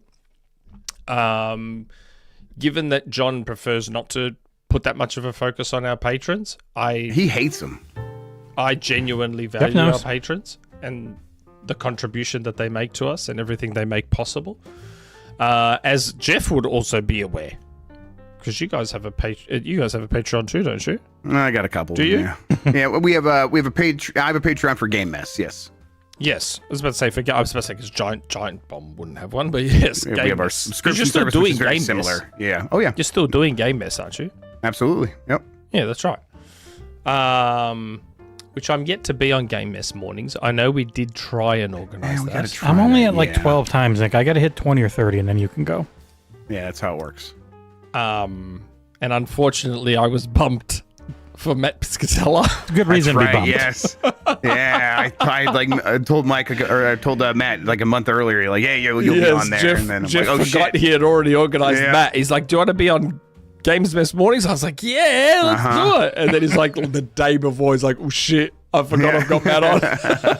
That's right. I forgot about that bill. Yeah, that was a mess. But you know what? I In the forgive morning. and forget. I forgive and forget. And here's Jeff on Grubbsmas, as always. But yes, that's correct, Trev. In a nutshell, John hates you guys. Where I don't. I truly appreciate everything the patrons You don't do think for about us the and patrons at everything all. they make possible. Sorry? You don't think about the patrons at all. Mad Men style. Why? Because you don't get any of the money. No, I don't get any of the money, but that's what makes my love for them more genuine. I have no reason. I have no reason to be like this because I don't get any of their fucking money. I get nothing from them. But they allow XboxEra to keep running, which is something that, I started. So I appreciate that the patrons continue to make that happen for us, especially our MVPs, grand benefactors, our CEO, who's not in the chat today, but then it's Australia, so maybe he's, I don't know, busy doing something. But one of the perks of being a patron, as well as cool merch and shit, someone reached out to me saying, hey, I just got an email saying I've got merchandise coming for XboxEra. I'm like, yeah, man, if you're a patron, that's right. $12 ask and above us patron questions. for merch. Yes, and this person obviously is. And I actually didn't know they were. I was surprised when they messaged me saying, hey, man, I'm a patron. Oh, shit. Thank you, cool, Mr. awesome. Jim I didn't Ryan. know they were. Yeah, thanks, Jim. You get to ask us questions, which we'll read on the show. So that is where we will head right now. I'm starting with the form, aren't I, Jesse? Yep. Okay. Lazar Wolf. Yep. Lazar Wolf. We are missing Rand or Jez to have the ultimate crossover of my 3 favorite podcasts. Someday y'all will figure out how to mix them all together. My question is, what is the craziest rumor you heard this year that you thought might be true that is now obviously false? I've got a fucking doozy for this. Well, I want to hear yours. Yeah, I'm taking a big gamble saying this too. Oh, no. But let's go. Well, I never said it publicly, and I'm responding to this question, so I feel comfortable saying this.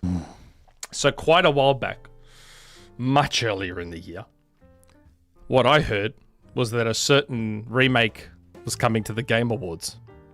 And when I got told this, I'm like, I am not touching that shit with a 10-foot pole. I have been burned enough, and I have learned enough lessons to know which games I should mention publicly and which games I should never mention publicly. And I was like, I am not going to mention that Dino Crisis remake is supposed to be at the Game Awards because people will fucking burn me at the stake if it is not there. Yeah. Yeah, those Dino Crisis remake rumors, I heard those, I don't think I heard them this year, I heard them last year, and it's like, yeah, that I don't know what's going on with that. I guess we did get like some like a small update somewhere where they like talked about they considered it or something like that, and then something happened. And it's like, oh, we'll just keep doing Resident Evil stuff. They're gonna run out of Resident Evil stuff eventually. Maybe they're just saving Dino Crisis for then. Yeah. Oh, but I got told that, and I'm like, I'm not mentioning that. No fucking way am I mentioning that shit publicly, because when it inevitably doesn't happen, I will be fucking crucified for that. Yep. So that was my one. I had been told Dino Crisis remake at the Game Awards. I'm like, oh my god, no way. Turns out I'm glad I stuck with my gut and did not say anything. Yep. Yeah. I mean, honestly, like all the Half-Life 3 stuff, people would message me stuff constantly, 3. And it's like, I'm just gonna let all these up. There's plenty other people talking. I will just talk about what they're saying. I don't need to throw my head in, because what's the point? It would just be, so let's just talk about what they're saying. And so I was happy to stay out of that one, because I still think there's something happening there. I just don't know. So do I. I don't think it obviously didn't happen at the Game Awards. No. I just think it's like, it's not going to happen before we know exactly what's going on with the Steam hardware. And like, once that stuff settles down, we'll probably get some idea, like a better idea of what's going on. But it's just, I'll let other people handle the very specifics of talking about those rumors. Yes, there are certain games that are like mythical. Yeah. And unless what you have is like super, super concrete, right, you stay the fuck away from those games. You do not, like, if I saw a full-on screenshot of Dino Crisis Remake and like full-on proof that this thing exists, I would have been like, yeah, fuck it. Dino Crisis Remake, it's coming. All I had was the DM, and I'm like, nah, man, this game is too mythical for me to go there. Like, just no way. Like, Yep. No, not doing it. As a $1 XboxEra patron, I have a question for Jeff. When the hell do you think we will find out the Steam Machine and Steam Frame pricing and release date? Because I gotta imagine this was literally the worst timing possible to have new hardware. Yeah, right. I I think already told you the date.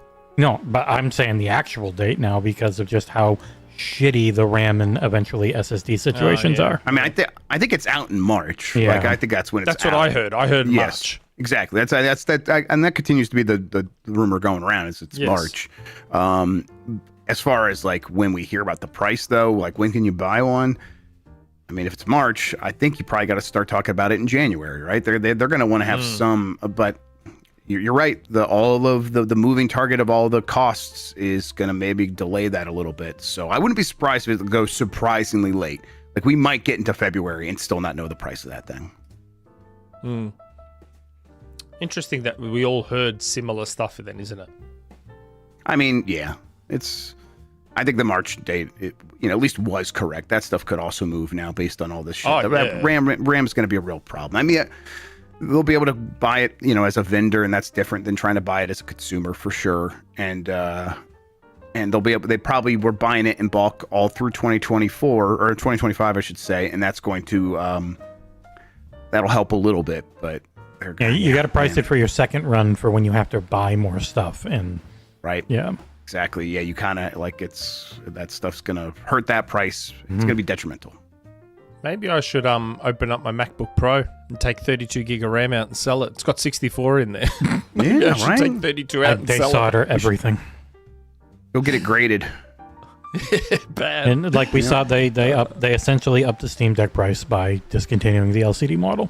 So now it's $550 instead of the regular the $350 you could find it for. Yep. Interesting. Okay. That's a good question. Yeah, I liked it. I'm really smart. It was liberating. I got to get something off my chest that I've been sitting on for the longest fucking time. I forgot you told me about that one so long ago. I completely forgot about it.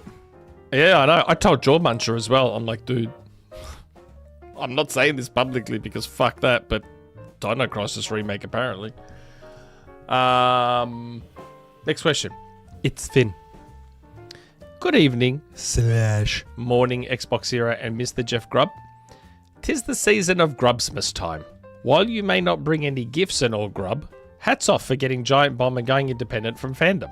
It's a tough time right now for journalism, but the best way is to support them however you can right now, because what's ahead with AI and slop will need those sites to stand firm. Shout out to Giant Bomb and XboxEra for being two sites I frequently visit. Cheers and good luck Grubb and crew at Giant Bomb. Look forward to see more from the crew. Yeah, thank you so much. Yes. Not a complicated or hard question, but a simple one. What are you looking and terrified, or I guess what are you looking forward to and terrified of for video games in 2026 and beyond? I've got a list of those games, but I eagerly await for surprises to come because that's where the fun comes. Cheers to all and have a happy new year.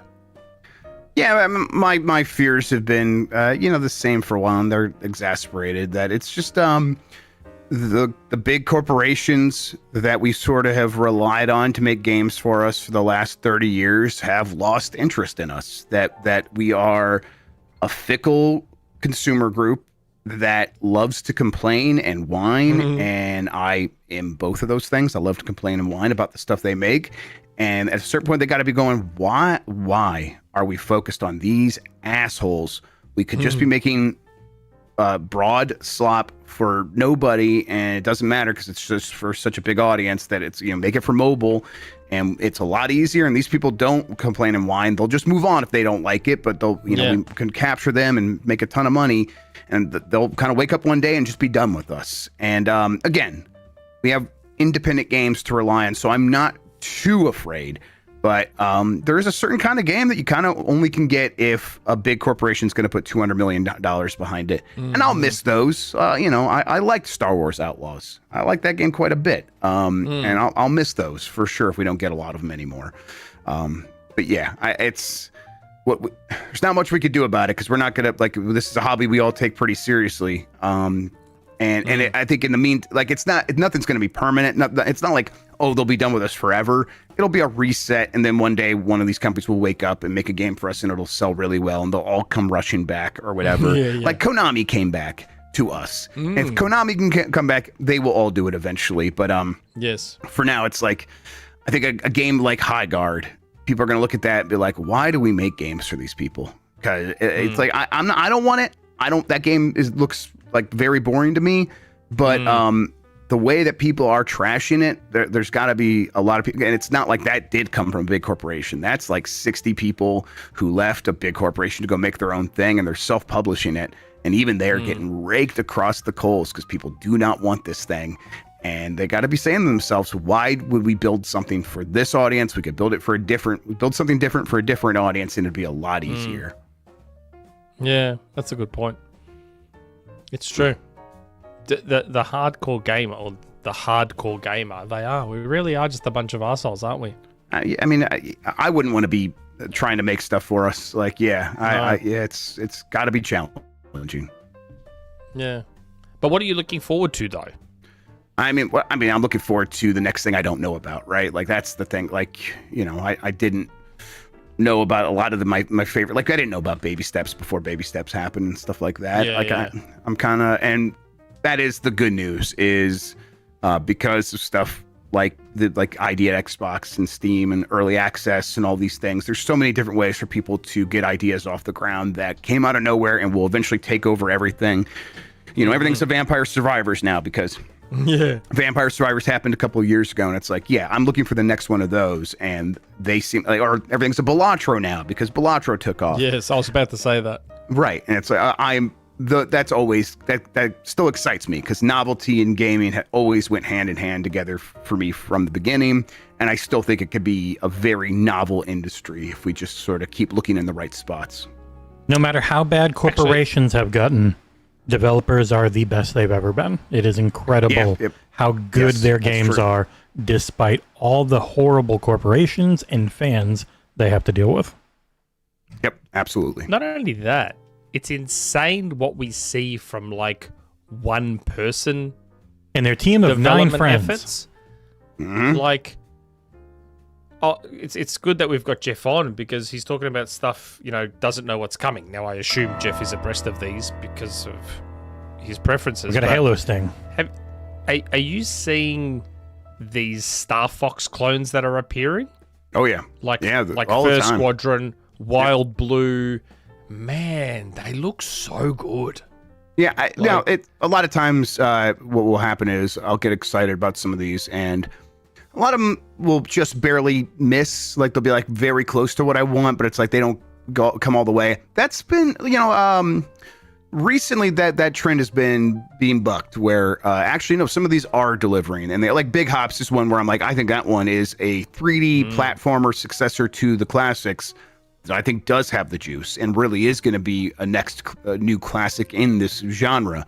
And so I think we're at a point now where the developers are that good and have figured it out and have the experience and are putting it to work. So, and that's been the case with like a lot of those Star Fox clones, where it's like, they're close, but they're not quite what I want. I think we're going to start getting many of them that actually do fully hit and feel like true successors to Star Fox.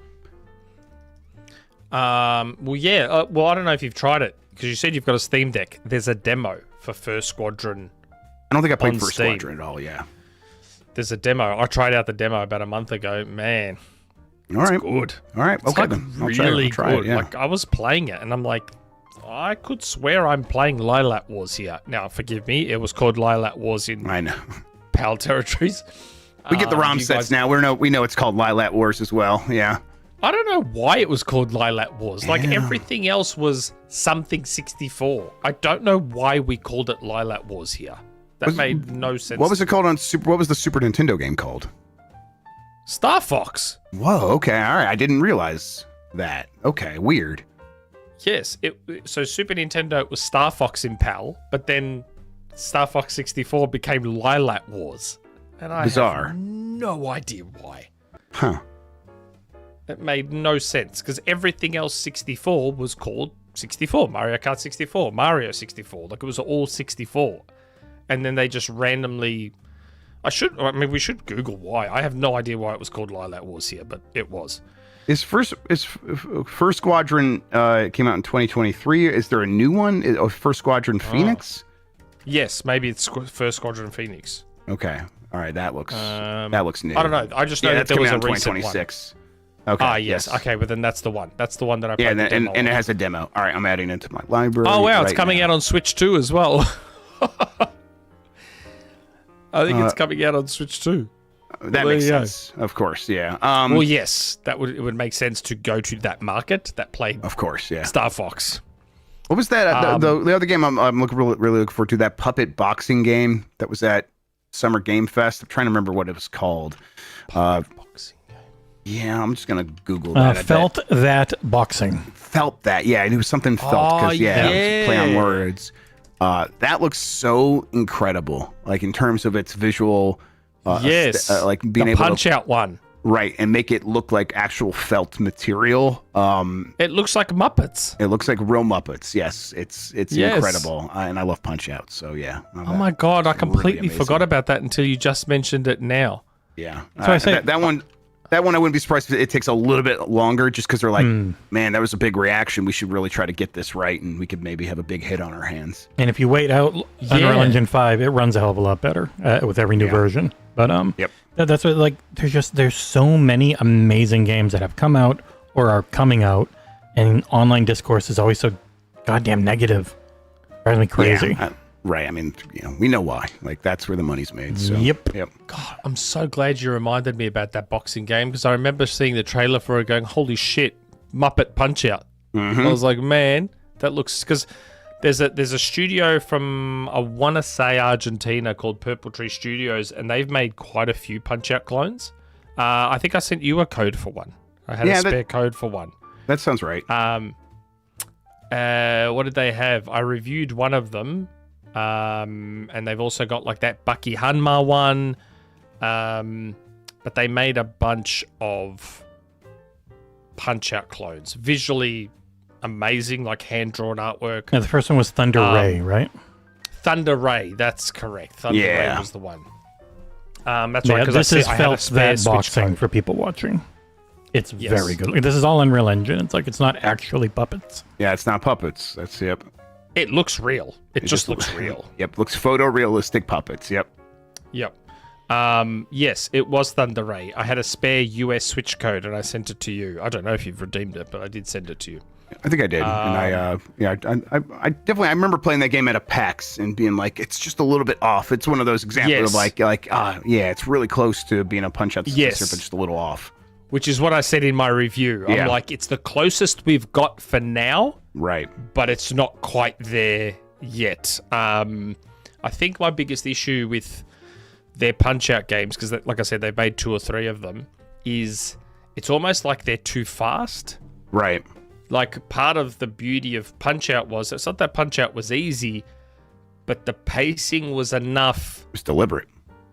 Yes, it was enough to give you enough time to be like, okay, so what's the tell that I got to look for? So you might cop a few hits initially as you're learning the patterns, but it's slow enough where it gives you time to see the tell.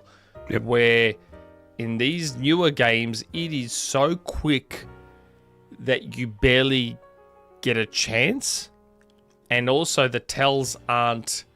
I guess the only way to describe it is they're not different enough. Like in Punch Out, you knew what was going to be a high attack, you knew what was going to be a low attack. Where in these newer games, it's a lot harder to tell.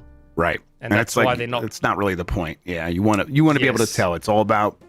Yeah, you want to kind of leave gaps for the player, and the player should fill in those gaps and kind of turn it into a little bit of a dance, and that's Punch Out at its best. Oh, I still play Super Punch Out all the time. Super Punch Outs. I mean, all like Punch Out, Super Punch Out, and Punch Out for Wii are all 3 incredible games. How they have not done a HD remaster of the Wii one for Switch, I will never know. Yep, it's very frustrating. It's and I'm glad that team is going to be probably making Luigi's Mansion 4 next. But I would love if they next could just level, next level, yeah. I wish they could just sneak in a Punch Out or that Punch Out Wii HD. That'd be fantastic. Oh my god, be unbelievable. Onto the forum. We had a tip. I DM'd it to you from Julia. Oh, yes. Sorry. The tip from Julia. Pour one out for Himbo Jimbo. Sony email leaks will never be as fun again. Yep. The new folks, I don't think will be quite as have the same flavor. No, it'll be much more corporate. Yes, much more. Although people thought Jim was corporate, but He was a real one. yeah, I don't think he was quite as corporate as people think. Yeah. I wonder how his dogs are behaving now. Uh-huh. Don't know. Okay, onto the forum. Jay Foley. Ho, ho, ho. Merry Grubsmas. My question for both of you this week is, with all the updates to the Xbox PC app and full screen experience we've had this year, what needs to be Xbox's next big step in the first 6 months of 2026 with the app or the FSE? More games added to Microsoft Store? Continue improving the UI? Nick, your thoughts? Mr. Grubb, your thoughts? I would be working on the UI. Get Windows out of it as much as you can. Yeah.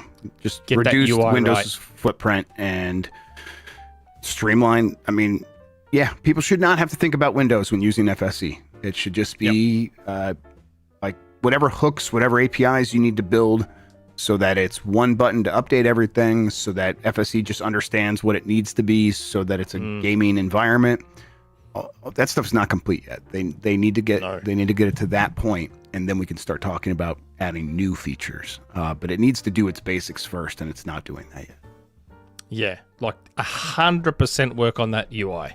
110%. If you're going to push all these devices now, these ROGs and MSI claws, and they all run FSE, mate, get that shit right. If you're going to be pushing these devices as much as you are.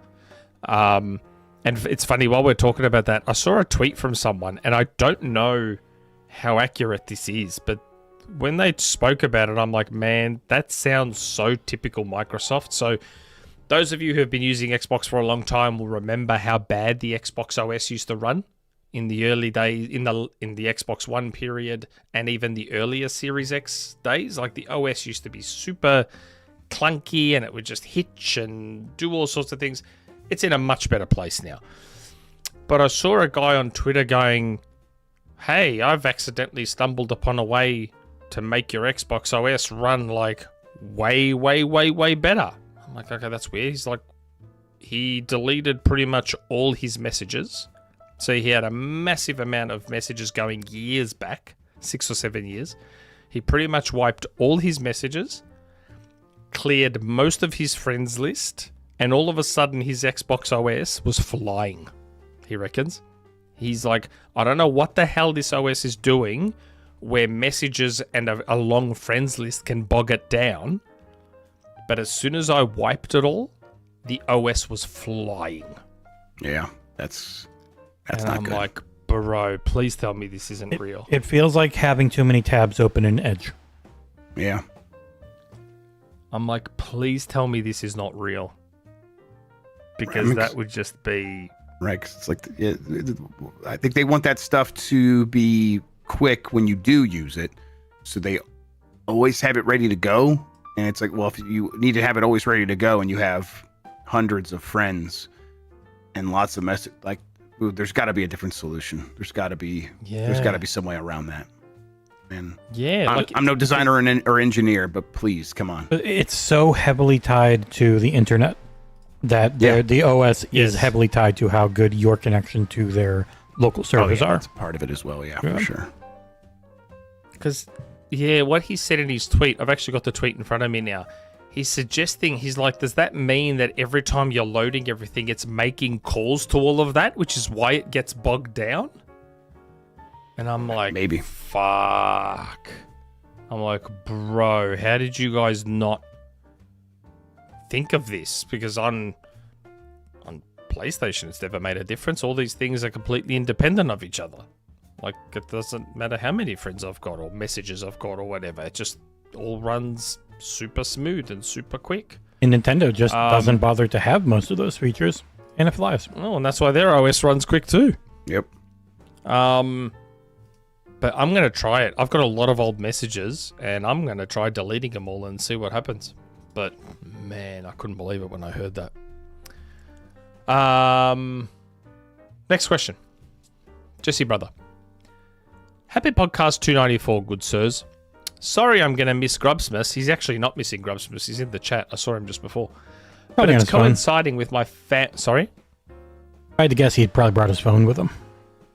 But it's coinciding with my family's Christmas dinner. Now, I like Jeff a lot, but I love my aunt, uncle, and cousins more. And my sister April is actually supposed to be there, and I haven't seen her in months, so they win. Oh, well. That's a mistake. Not a one of them wished me a Merry Christmas or anything, so they can all eat shit. There you go. Yeah, Except for assholes. Travis, he did. I thought Nolan's Odyssey trailer looked boss as fuck. Matt Damon looks like an awesome old badass Odysseus, and I'm not sure who's playing that dude in the intimidating black armor. I thought it may have been Robert Pattinson. Just said he didn't think so. It's not. Robert Pattinson is one of the guys suiting his wife, Odysseus' wife. Oh, okay. I saw John Bernthal and Cosmo Jarvis were also in the cast, so maybe it was one of them. Do you guys have any picks who? And I'm going all itzFinn and asking multiple questions. Nick, are you upset that there aren't enough Greeks in the cast? There's not one, I don't think. Not just not enough. I don't know if there's any. It's blatant racism. Greeks aren't a race. Greeks don't exist Blatant anymore. racism. So It's blatant race. We were all bred out by the Turks. That's why I look the way I look. The Turks occupied us for 400 years, and the answer is it's Benny Safdie, is Agamemnon, the guy who's very tall in the real. Is that who is Benny Safdie? I've never heard of him. Benny Safdie is baby Bowser. What do you mean? I've never heard of him. Benny Safdie is the director, one of the directors of Uncut Gems. He played the villain in Happy Gilmore 2, I believe. I've not seen that. Oh yeah. He played. Have you seen what is his other movie about the bomb? Oppenheimer. Oppenheimer. Have you seen Oppenheimer? He was Edward Teller. He was the guy. Yeah. Okay. He's an actor and director. Wow. And he's been in quite a few things now. The Smashing Machine. Did he direct that? He wrote and directed The Smashing Machine, yes. Really? Yep. Wow. Yep. I like The Smashing Machine. That was a good film. I didn't get a chance to see it yet, but I'll check it out eventually. But yeah. I'm looking forward to Odyssey quite a bit. I'm sort of I'm like at a strong place with Nolan now, where it's like he should just do what he wants to do. I usually end up liking it quite a bit. Oh, and if anyone watched The Curse with what's his face, Nathan Fielder, he wrote and directed that with him. Oh, really? Yeah. Okay. I need to watch that. Or he did the I can't watch teleplay, Nathan Fielder's like too much of his reality stuff. It's too raw for me. But I should watch the. I want to really watch that. The Chair Company. I've got it all set and ready to go. See that. Yep. Yeah. I don't know with the Odyssey. I'm holding off before making too much judgment. The people that are like, oh, it's not historically accurate enough. It's like, man, that book was a poem written like 500 years after the events. Like, none of it's historically accurate. We don't actually really know what people are worried doing. about that part of it. Aren't there witches and Zeus in it? There's a Cyclops. There's a Cyclops in it. Yeah, There's it a looks fucking really cool. Cyclops in it. Right. Yeah, but the armor doesn't look right. It's like, man, who gives a shit? Multi-headed, that Cilia or whatever, that has multiple heads. It's a monster. I wonder if that's historically accurate. And they did have, I think it's Lupita Nyong'o is playing Helen of Troy. So the anti-woke crowd, they're gonna get real mad. That's gonna rule. Actually, she's amazing. Perfect for that. Yeah. That's cool. Yeah. Okay. Yep. Yes, I am. The historical accuracy bullshit. I've never really cared about that. I'm still sort of upset about what they did to Clash of the Titans more than anything. Oh god, yeah. Oh sure. That will never stop bothering me. That was racist. That will never stop bothering. They made two of those, right? Because the first one was like a 3D movie, so made like some extra money, and they're like, "Oh, people love this. We should make another one." And then no one saw the second one. Everyone loves Sam Worthington. He's like buttered bread that's fallen on the ground. He's just right. He's like human toast. He's just money in the bank. That guy. Yeah, he's one of the most influential people in all of Hollywood now. If you are into blue cats, I remember growing up, I watched Clash of the Titans as a very young child.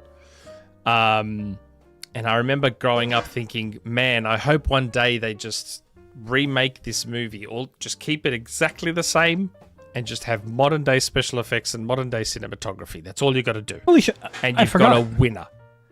He voiced Alex Mason in Black Ops 2. Yeah. Who did? Sam Worthington. I completely forgot. Oh, yeah, he did. Yeah. That's right. And Black Ops. I think he's okay. He works as a voice actor. I reckon as a voice actor he works. There's things I've Just seen him not- in, and he's fine, but like some of there's been some bad casting at times. Just his like station in the industry is just so outsized for his presence. What little presence there is there. But yeah. Right. And this is me. Like, I'm the guy that backs the Aussies normally, but yeah, Sam Worthington. I mean, good on him. Fuck, he has more money I'm than game. I'll ever I'm make nothing in my against him. lifetime, Make but- your money, dude. Yep. Yeah. Now, technically, Nick, he was born in England. Was he? Yep, born in Surrey. Was he really? Wow. Moved when he was There's 6 no months. hint of a UK accent. Yeah, he was only 6 months old, so. Oh, okay. That, We've got that to would stiff explain up why a then. bit, Daddy. Oh, wait. Yeah, no, that would explain the pure Aussie accent then.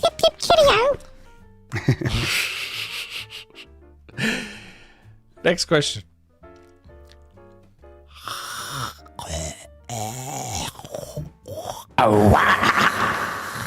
Hi there, G. Hope all of you gents had good Christmas, like presents, movies, dinner and such. And I wish all of you a happy New Year's. But here is a good question. Is this, do you all believe New Year's resolution?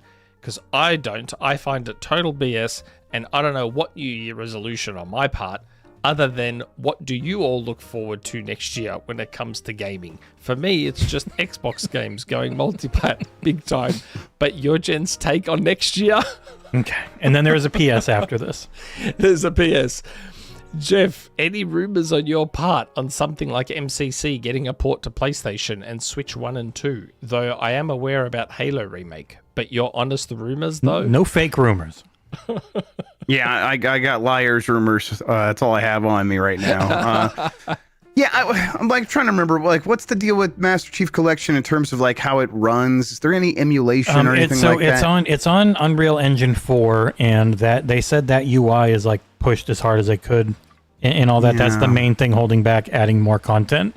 I don't know if that affects ports or anything, but it is not. Probably affects their willingness to invest in Well, it, because and again, with fans sucking, they wanted to be, you can buy a coin, and every coin lets you level up a level in the battle pass, and this will pay for us to keep doing content, and people lost their shit. And so they just dropped working on the game at all, and that's why they don't do anything with it. They can't monetize it now, which is why I think they're not interested in bringing it over, especially if the certain affinity Halo multiplayer thing is going to be everywhere anyways. Right. Yeah, I think something Halo will happen. Something could happen. Master Chief Collection. I wouldn't hate that. That'd be cool. I think that'd make a lot of sense on the Switch and PlayStation, but Look, I haven't heard anything. I did hear many years ago that they were trying to get Master Chief Collection running on Switch 1. Yeah, many years ago. Right. They were trying to get it running. Yes, but it's like it's been so long since then that I assume that it was something that they decided against at some point. Yes, like I can, even though you might say, as if a Switch can't run the old Halo games. It's not about the Switch running the Halo games. It's about the Switch being able to run that entire package. Right. Because as Jesse just said, they've talked about the fact that because you're mixing so many engines or variations on the Blam engine with Unreal Engine and everything they're doing with the menu, and it's a lot. It may not seem like it on the surface, but it's a lot. So I can understand why the Switch 1 may struggle to run the whole thing. Well, the Halo 2 remake Switch 2 probably shouldn't have an issue. Halo 2 remake drops frames on Series X.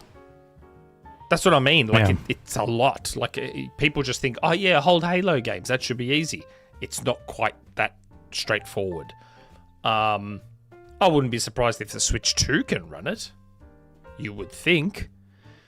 Whether they bother now, who knows? But do you believe in New Year's resolutions, Jeff? I mean, what does believe in New Year's resolutions even mean? It's like if you choose to do one and then you follow through with it, I believe in that.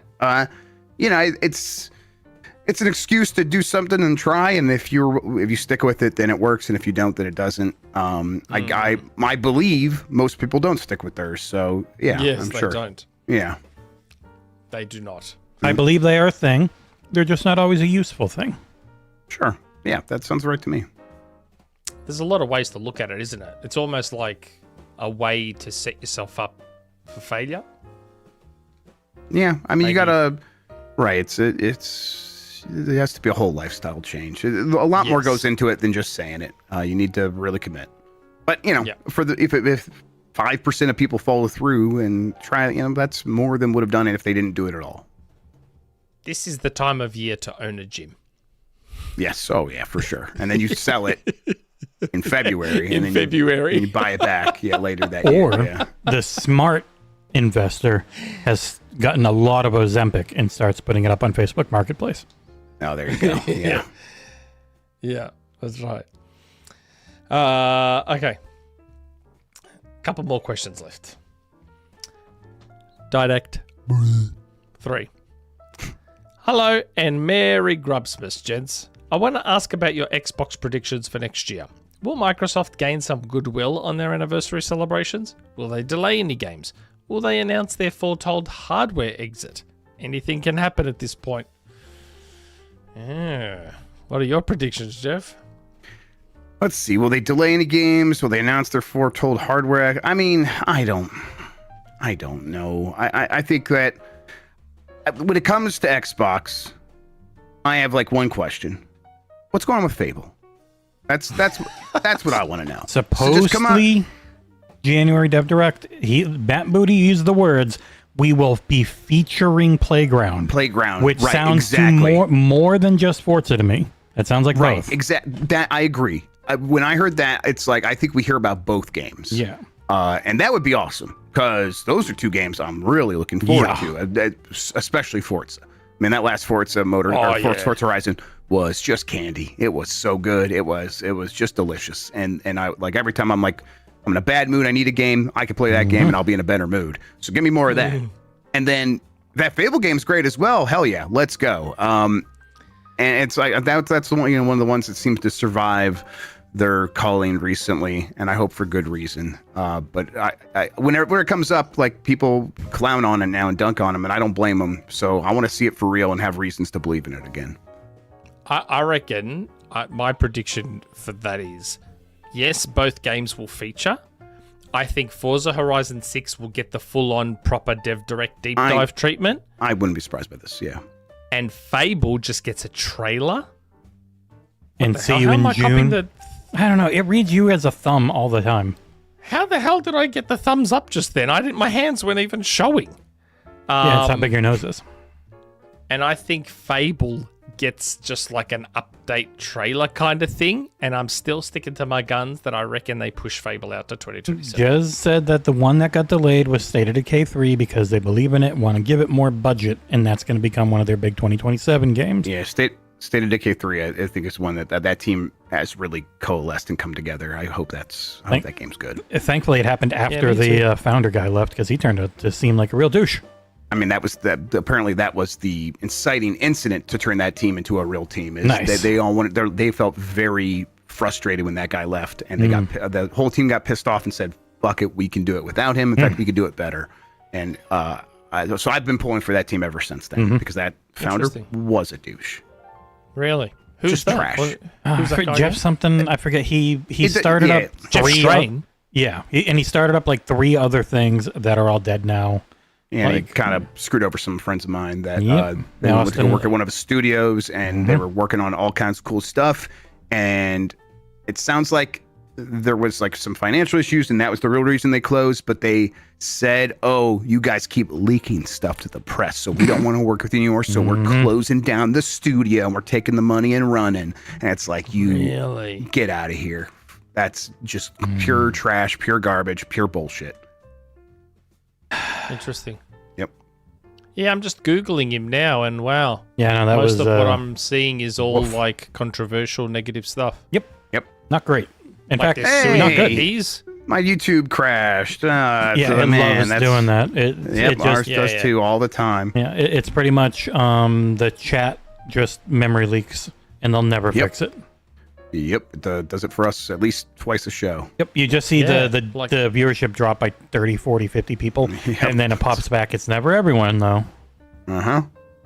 Yeah, like there's an article here from March that him and his partner are suing NetEase Yeah. for 900 million. Uh-huh. What? Fuck. What? Get out of here. Good luck with that. Oh my god. Okay, well, I did not realize that about him. Yeah. But for the like, I'm really hoping Clockwork Revolution. That is, out of everything we know of, Clockwork Revolution is my most anticipated game, and I really hope we get that one next year. I hope it's good. Because if you look at what we knew about Xbox at this point last year, we didn't know half of what they ended up putting out. So I'm really looking forward to it, because for all their issues, they've got way more games than they have announced for once. Like they're finally at that point where they're not like, oh, it's 2020 and we've got nothing for 3 or 4. Oh shit, COVID hits, make that 3 or 5 years. They are now at the point where the shit's starting to hit, and it's been very good. So, Agreed. With the anniversary celebrations, I think how they handle that, they have to be careful.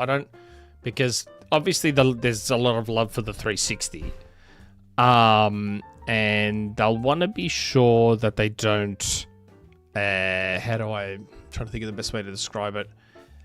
Because a lot of people still hate Microsoft and Xbox right now, they want to be careful that they don't lean too heavily into the 360 nostalgia, only to go straight back to being themselves immediately after, and then pissing people off more. Right, because it's like going to look bad by comparison. Yeah. Yeah, I think they need to tread carefully with how they lean into the 360. and I'm very curious how many people are out there and talking, because after the whole fiasco that happened around the porting of games, and then people who had been like big members of the community just losing their minds, they really pulled back on anyone at Xbox, like talking and doing podcasts and all the stuff they used to do a lot of. So I am curious where they go and how they hit things around the anniversary. Well, hopefully it doesn't affect Phil jumping on. No, I mean, he was still on last year. In about a month and a bit's time, 2 months time. Hopefully. We give him I'll enough have to email them again puffball soon. questions. He still comes on. Yeah. Don't worry, we make it clear that we go nice and soft on Phil. Phil, how are you so handsome? No pressure. No. How have you lost all this Hey, weight? You Phil. look amazing. Man, your hog must Phil. be huge. Is that Hey, a third Phil. leg? Xbox has the momentum of a runaway freight train. How do you stay so humble with all this success? What's your favorite color, Phil? Don't you love AI? Everyone I love wants AI. to know. So, how does Copilot help you in your daily life? Copilot for gaming is a revelation. Phil, please talk to us I'm about in it. Windows G right now. Boy, here we go. Windows G. Like, I don't remember gaming before Copilot. That's how intrinsic it is. I need AI to in help. my life now. Thanks to Sam Altman, AI raises my kids. He says he couldn't do it without it. Right, man, what an Fucking insane. idiot. That's crazy. Oh, okay. Last question. Good old Collingwood. Happy holiday season, Nick and Jesse, and welcome back, Jeff. As we have two Nintendo experts here, I will ask, who will be right? Nintendo and their forecast of selling 15 million Switch to... Is that what he's saying there? Because he's got Switch 26. 15 million Switch 2s. Switch 2s by March 2026, the end of Nintendo's fiscal year, or Sakana's calculation of a decline of console sales at the end of 2025, with the sales of both Switches down by 10%. Is Nintendo's Oracle on the money, or is Sakana's hard numbers predicting a cold 2026 for console sales? It is only US for Sarkana, so if they're raking it in other territories, I think they'd be fine. And it is doing very well in Japan, but it's like that's a smaller market, but still. They're going to sell 15 million, I think. Switch 2s. Switch 2s, yeah. That was always a conservative number in the first place. I think they were trying to leave themselves room to inflate that number later. And yeah, I mean, it's a lot relatively like compared to past consoles, but it's not a lot compared to the supply that they've had for the Switch 2. So yeah, I think they're probably gonna hit 15 million. I think the question is going to be like, what is going to happen coming out of this holiday and going forward? And it was a pretty grim Black Friday, especially for console sales. But that was mostly because almost nothing was on sale. The PlayStation was, and it sold better than everything else. And even that was still 40% less because being cheaper was still more expensive than their old sales last year. Right. And so I think that the Mario Kart bundle may be actually going on break. I don't believe it's going to be gone forever, but it's like they're take a break from that. That could slow things down a little bit, but I think they would only do that if they hit their numbers. So that they must have hit their numbers. I want them to hit whatever target the Switch One has. I so desperate. Don't ask me why, but I so desperately want the Switch to pass the PS2.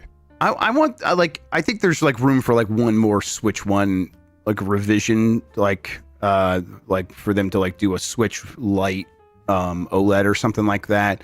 That could like they could pair with like a Pokemon game or something like that. I'm just shocked they haven't really dropped the price on the Switch just to spur sales. Yeah, that's part of that is they didn't need to and it kept selling.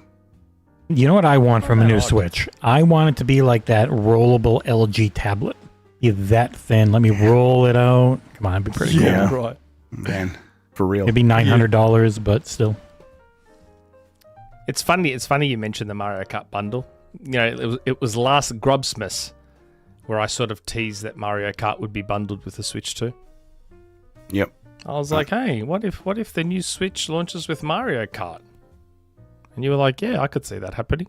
I mean, I think we talked it out, and what we ended up talking, what we ended up saying was like their exact strategy and everything, like being able to put it in there and be able to adjust the price based on like having the game in there or having it not in there, and that it gave them a lot of flexibility. It was clearly they were thinking all those things, yeah. Because so many people were like, Nick, they'd never just give away Mario Kart like that when they can sell it. They'd never bundle Mario Kart, and I'm like, okay, if that's what you think. Clear. I mean, the way that they did it gave them a ton of flexibility, and they're going to use that to help make sure that their pricing stays right. And yeah, and $50 isn't giving it away. I don't think. They upped the price of the bundle. It's not like the bundle was the same price. I don't think Nintendo is stressed about Mario Kart World going on to sell big numbers. I don't know if it'll hit Mario Kart 8 Deluxe numbers. Nothing hits Mario Kart 8 Deluxe numbers. Yeah. To be honest, I think I still prefer Mario Kart 8 Deluxe ultimately. Yeah, it's a more refined game. Yeah. It's the first time I've seen Nintendo run into the live service problem where the sequel has no shot of having all the content of the previous one. Like there's no chance with how many tracks they put into 8. Right. Yeah, but that's because 8 was a Wii U game. I know, I'm saying, but it was similar in that over time, it's just gained so much, which is why, like, when Path of Exile 2 comes out, it does struggle, and they keep supporting Path of Exile in ways because there's just so much content that people are used to, and that was Payday 3 compared to Payday 2. Like, it's very hard to sequelize games like that. But for me, I was even talking about from a gameplay perspective. I think I actually even prefer how Mario Kart 8 Deluxe feels versus World. World feels great, but I still think I actually prefer how 8 Deluxe feels to play. Agreed. It really is. Refined is like the perfect word for it. Yeah, but I think they tried a few things for... I mean, listen, I think Mario Kart World Deluxe is going to hit. Yeah, probably. I bet they will have some answers for this game as they go along because it will sell very well going forward. They'll want to... I think they've already kind of indicated that they want to make some improvements here and there with some recent updates. So I think we'll see what that game looks like in a couple of years. It does pose an interesting question for Smash Brothers, though, doesn't it? Yeah, I mean, I think Smash Brothers is going to get a deluxe treatment. It has to get deluxe. You can't go new. at this point. With what Smash Brothers on the Switch is, you can't go with a new game now. Yeah, I agree with that. I mean, I think Smash Brothers fans all have their opinion on it, but I agree with you on that. Just go a deluxe now. Fucking package it all in and just start introducing stuff as DLC. Just keep going. Keep the train going. And because what could a new Smash Brothers be? What could it be? I mean, if it's, eventually they're going to have to figure out that answer to that question. Yeah. But I don't think they do it now. I think for now they just kind of focus on deluxing Super Smash Brothers Ultimate. And that's, what do you even do there? Ultimate already has everything, but everything. You put in some new characters. Yep. Because 8 Deluxe showed them that, hey, fuck, we can keep this going for another decade and just make so much free money from it. Yep. And M Machine says there wasn't Ultimate already a deluxe version.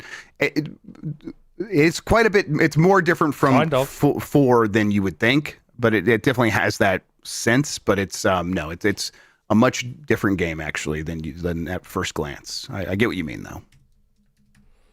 I'm just replying to Mort in the chat. Got a Switch 2 for Christmas, and he's playing Donkey Kong Bonanza, and I was like, great, just be ready to do a lot of digging. Because there's a lot of digging in that game. Just punch that dirt, man. That's what you got to do. Man. I 100%ed it. I loved Bonanza. I 100%ed that game. But it's funny. So many people that are like my brother wanted to buy it, and I said to him, "Listen, dude, you're in my family. I'll lend it to you digitally. You're part of my family. Right. I'll lend it to you." He's like, "No. I want to buy it on the cart and everything." I'm like, "Okay." Don't say I didn't warn you. So he starts playing Bonanza, and he rings me up. He's like, "Do you spend a lot of time digging?" I go, "Yeah, dude, I warned you. I said to you before you played the game. That's why I said try it out first through What's wrong with digging? Like, you're punching your way through that stuff. It's great." I said, yeah. Of course you do that. Yeah. Do you spend a lot of time digging? I go, "Yes, you do. A lot of time digging." Yeah. I tried to warn you. That's the game. That is the game. I just think a lot of people were expecting a more traditional platformer, especially when they hear, the same team that made Super Mario Odyssey. So people go in expecting Super Mario Odyssey, but Donkey Kong, which it kind of is in its own way. But I just think a lot of people are taking it back. Its main gimmick is different, yeah. Yes, so even my boss at work, he got Donkey Kong Bonanza. He's like, "Hey, do you spend a lot of time digging in this game?" Yes. Everyone keeps asking me the same question. I'm like, incredible. Yes, you dig. That is what you do. Oh, shit, it's hilarious. I did love it, though. I love the game. Oh, yeah. Yeah, it's a great game. Enough to 100% the shit out of it. And spoiler alert, it is in my top 10 games of the year. It is in mine for sure. I think it's probably going to make my top 5. We'll see. I'm going to rate my list tomorrow. Did mine? I've finished mine. Did you post mine, Jesse, or do I need to post it? No, it's all going to be handled. You don't have to post anything. It'll be scheduled out over the next week. It's all there, though. I've got it all there. Yep. Chengiz's went live today, and we're going to go every day. Another one goes up. But yes, my top 3, I struggled with the order of the top 3. There was some very good video games this year.